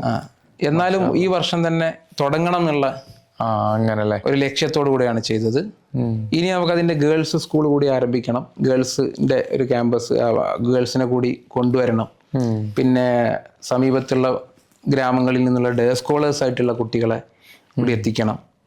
പൂർണ്ണമായിട്ടില്ല. അങ്ങനെ ഒരു സ്കൂൾ KG മുതൽ നമുക്ക് +2 വരെയുള്ള സൗകര്യങ്ങൾ അവിടെ എത്തിക്കണം. ഇപ്പൊ ആകെ 2 ക്ലാസ് മാത്രമേ. ഈ ഒരു ബിൽഡിങ്ങിൽ 3 നിലയുള്ള ഈ ബിൽഡിങ്ങിൽ എത്ര ആളുകളെയാണ് എക്സ്പെക്ട് ചെയ്യുന്നുള്ളത് ടോട്ടല്? നമുക്ക് ഈ ഒരു ഭാഗം പൂർണ്ണമായിട്ട് ഒന്നുകിൽ ക്ലാസ് മുറികളാക്കണം, അല്ലെങ്കിൽ അടുത്തൊരു ബിൽഡിംഗ് ഉണ്ടാക്കി അവിടെ പിന്നെ ക്ലാസ് റൂം ആക്കി ഇവിടെ ഹോസ്റ്റലാക്കണം. അപ്പോൾ ഹോസ്റ്റലിൽ നമുക്ക് ഒരു നിലയിൽ തന്നെ 6 റൂമുകളുണ്ട്. CBSE നോംസ് പ്രകാരമുള്ള വലിയ റൂമുകൾ തന്നെയുണ്ട്. അതിന്റെ എല്ലാ മാനദണ്ഡങ്ങളും പാലിച്ചാണ് ഞങ്ങൾ ചെയ്യുന്നത്. അങ്ങനെയല്ലേ ചെയ്യാൻ പറ്റുള്ളൂ. അപ്പോൾ അങ്ങനെയുള്ള നല്ല ക്ലാസ് മുറികളുണ്ട്. അത്യാവശ്യം കുട്ടികളെ അവിടെ തന്നെ അക്കോമഡേറ്റ് ചെയ്യാൻ പറ്റും. ഒരു 200 വരെയൊക്കെ തീർച്ചയായിട്ടും പറ്റും. അല്ലേ? എത്ര തുകയുടെ പ്രൊജക്റ്റാണിത്? ഇത് നമുക്ക് ഒരു 4 കോടിയുടെ അല്ലേ? മാഷാ അല്ലാ. അപ്പോൾ അത് ക്രൗഡ് ഫണ്ടിങ്ങിൽ തന്നെയാണ് അങ്ങനെ ഇതാകുന്നുള്ളത്. ആളുകൾ ഏറ്റെടുത്തു. എനിക്ക് നിങ്ങൾ അന്നത്തെ ആ ഒരു വീഡിയോ കണ്ടിട്ടും തോന്നല്ലേ കൂടുതൽ ആളുകളിലേക്ക് ഇത് എത്തുന്നത്? അതെ. നിങ്ങൾ ഈ ഇതിന്റെ അതിന്റെ ഈ പിന്നെ സ്കൂളിന്റെ പൂർണ്ണമായ സ്റ്റീല് ഒരാളാണ് തന്നത്. ഒരു കണ്ണൂരുള്ള ഒരു പ്രൊഡക്ഷൻ ചെയ്തിട്ട് നിങ്ങളെ ഞാൻ വീഡിയോ കണ്ടിരുന്നു. മഹ്മൂദ് എന്ന് പറയുന്ന ആളല്ലേ? ഒരാളാണ്. കാര്യമാണ് അവർ ചെയ്തത്. തീർച്ചയായിട്ടും. ഞങ്ങൾ എന്ത് ചെയ്യണമെന്ന് അറിയാതെ ഇങ്ങനെ നിൽക്കുന്ന സമയത്ത് ഒരാൾ ഞാൻ പൂർണ്ണമായ സ്റ്റീല് തരാം എന്ന് പറഞ്ഞു വരുമ്പോൾ ഉണ്ടാവുന്ന ആശ്വാസം ചെറുതൊന്നുമല്ലല്ലോ. അവിടുന്ന് ഉണ്ടാക്കി അവിടുന്ന് ഇങ്ങോട്ട് എത്തിച്ചു തന്നു. മാഷാ അല്ലാ. അതുപോലെ എല്ലാം ഒരാൾ ഏറ്റെടുക്കുകയാണെങ്കിൽ വലിയ ഹൈറാവും. നമ്മൾ വീഡിയോ കാണുന്ന ആരെങ്കിലും അങ്ങനെ ഉള്ളവരുണ്ടെങ്കിൽ തീർച്ചയായിട്ടും സപ്പോർട്ട് ചെയ്യണം. ഇൻഷാ അല്ലാ, തീർച്ചയായിട്ടും.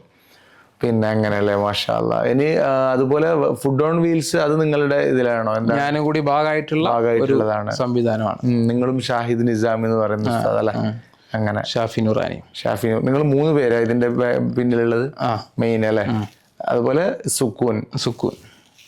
സുക്കൂന്റെ അണ്ടറിലാണ് ലേണിംഗ് സെന്ററുകളായിരുന്നു. അങ്ങനെ ഇനി എന്തെങ്കിലും ഇതുപോലത്തെ പ്രൊജക്ടുകൾ പ്ലാൻ ഉണ്ടോ? ഇനി മറ്റൊരു സ്റ്റേറ്റിൽ കൂടി ചെയ്യണം, എല്ലായിടത്തും ഇംപ്ലിമെന്റ് ചെയ്യണം.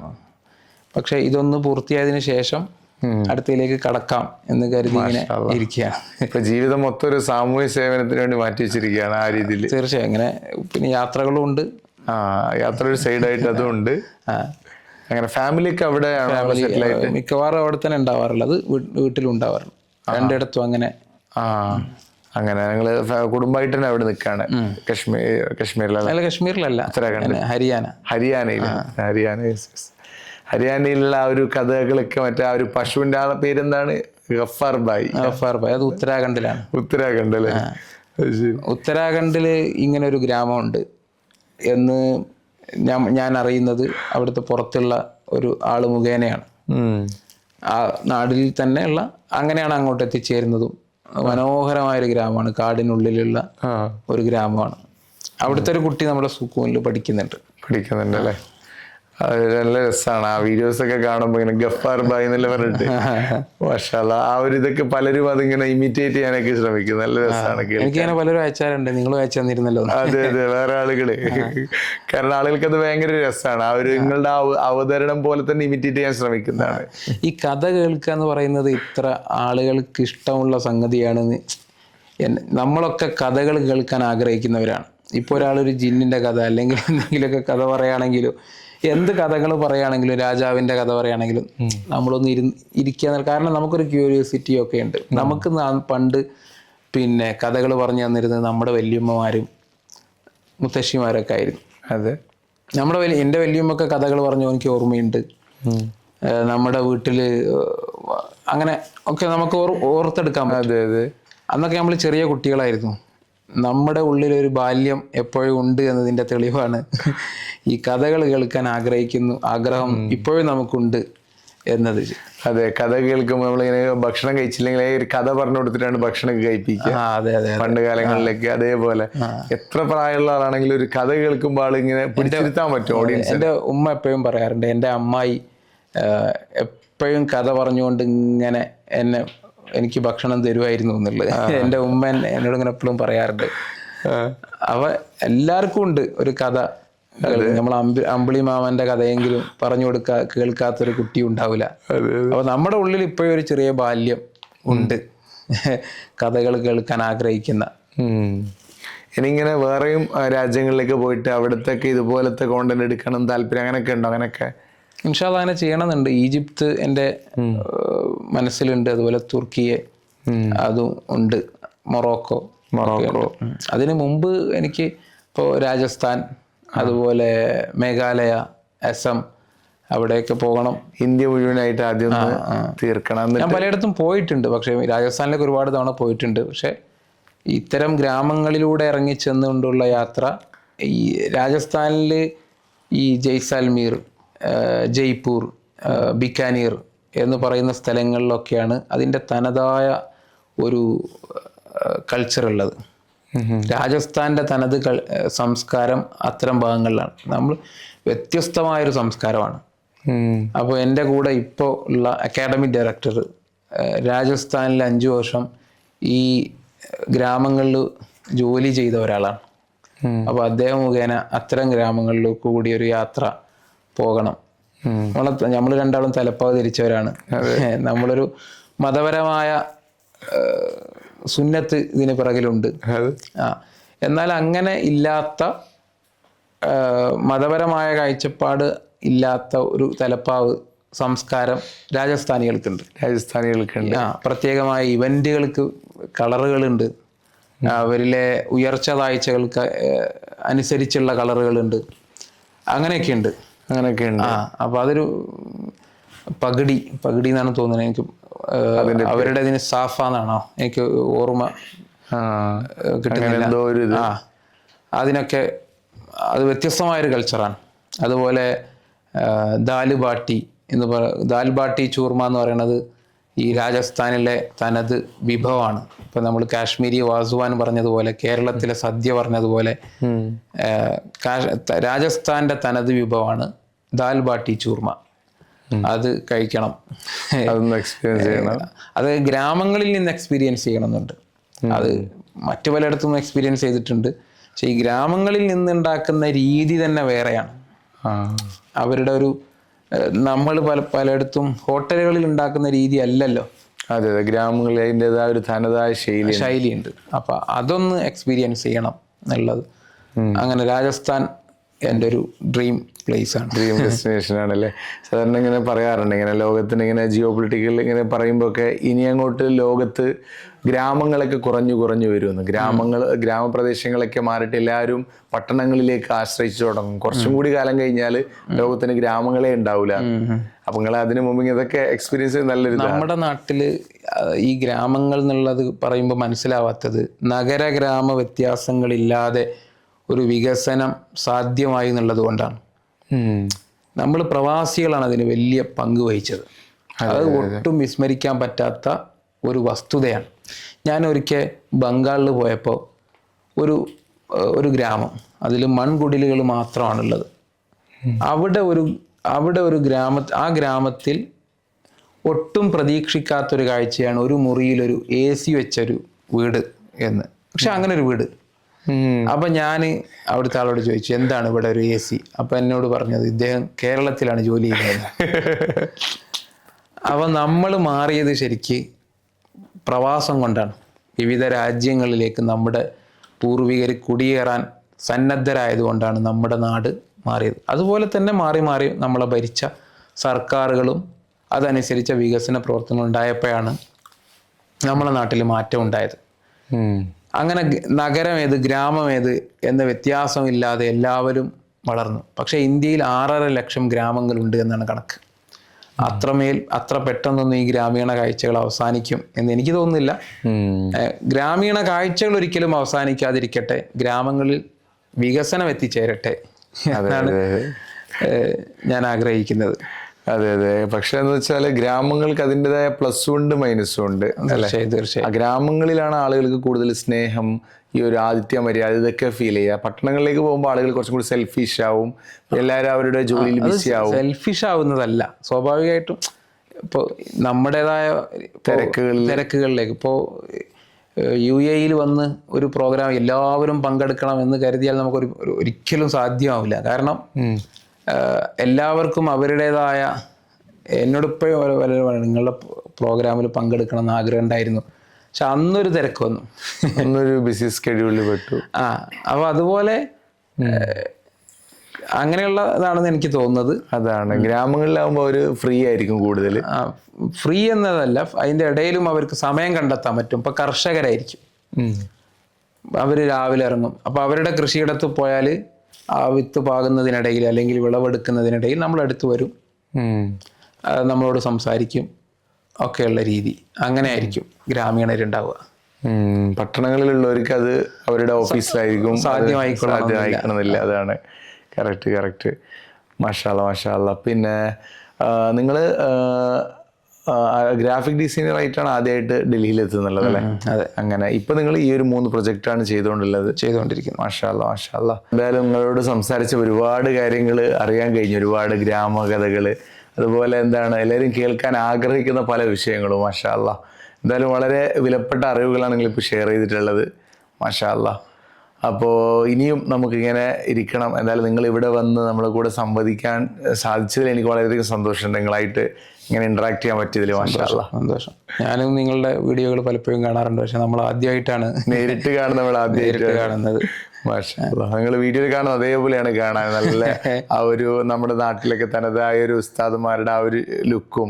മാഷാ അല്ലാ. ഇത്രയും ഒരുപാട് പ്രൊജക്റ്റുകളൊക്കെ ചെയ്യുന്നുണ്ടായിട്ടും നിങ്ങൾ ഇപ്പോഴും നിങ്ങൾ ആ ഒരു എന്താ പറയാ, വിനയം കൊണ്ടുള്ള ആ ഒരു മന്തവല്ല എറഫുള്ളതല്ലേ. മാഷാ അല്ലാ. അല്ലെ, നിങ്ങൾ ഈ രൂപങ്ങൾ മാറ്റാറില്ല എത്ര ആയാലും അല്ലെ? ഞാൻ ഈ രീതിയിലാണ് പോകാറുള്ളത്. അല്ലേ, നിങ്ങൾക്ക് 10-50ഓളം സ്റ്റാഫ് ഉണ്ട്, ഒരുപാട് ആളുകളുണ്ട്. പക്ഷെ അവരൊക്കെ ചിലപ്പോൾ കോട്ടും സൂട്ടൊക്കെ ആയിരിക്കും. പക്ഷെ നിങ്ങൾ ഇപ്പൊ നമ്മുടെ കേരളീയ ഒരു നാടൻ ലുക്ക്. മാഷാ അല്ലാ. ഇത് ഇങ്ങനെ തന്നെ തുടരാണ്, ഇതാണ് നല്ലത് അല്ലെ? നമ്മുടെ ആ ഒരു പാരമ്പര്യം, ഒരു മുത്തലിമിന്റെ ഒരു ഉസ്താദിന്റെ ഒരു ഷിയാർ. മാഷാ അല്ലാ. എന്തായാലും നിങ്ങൾ ആ ഒരു തലപ്പാവിന് കുറച്ചും കൂടി ഡിഫറെന്റ് ആയിട്ട് തോന്നി. സാധാരണ എല്ലാവരുടെ തലപ്പാവ് പോലല്ലേ, നിങ്ങൾ ഇവിടെ ഒരു ചേഞ്ച് ഒക്കെ ഉണ്ട് അല്ലെ? മാഷാ അല്ലാ. എന്തായാലും സന്തോഷം. അല്ലാഹു തആല നിങ്ങളെ ഈ ഒരു കഴിവ് ഇനിയും വളർത്തട്ടെ ഇൻഷാ അല്ലാ. എല്ലാവിധ ഭാവുകളും സപ്പോർട്ടുകളും ഉണ്ടാവും ഇൻഷാ അല്ലാ. അസ്സലാമു അലൈക്കും.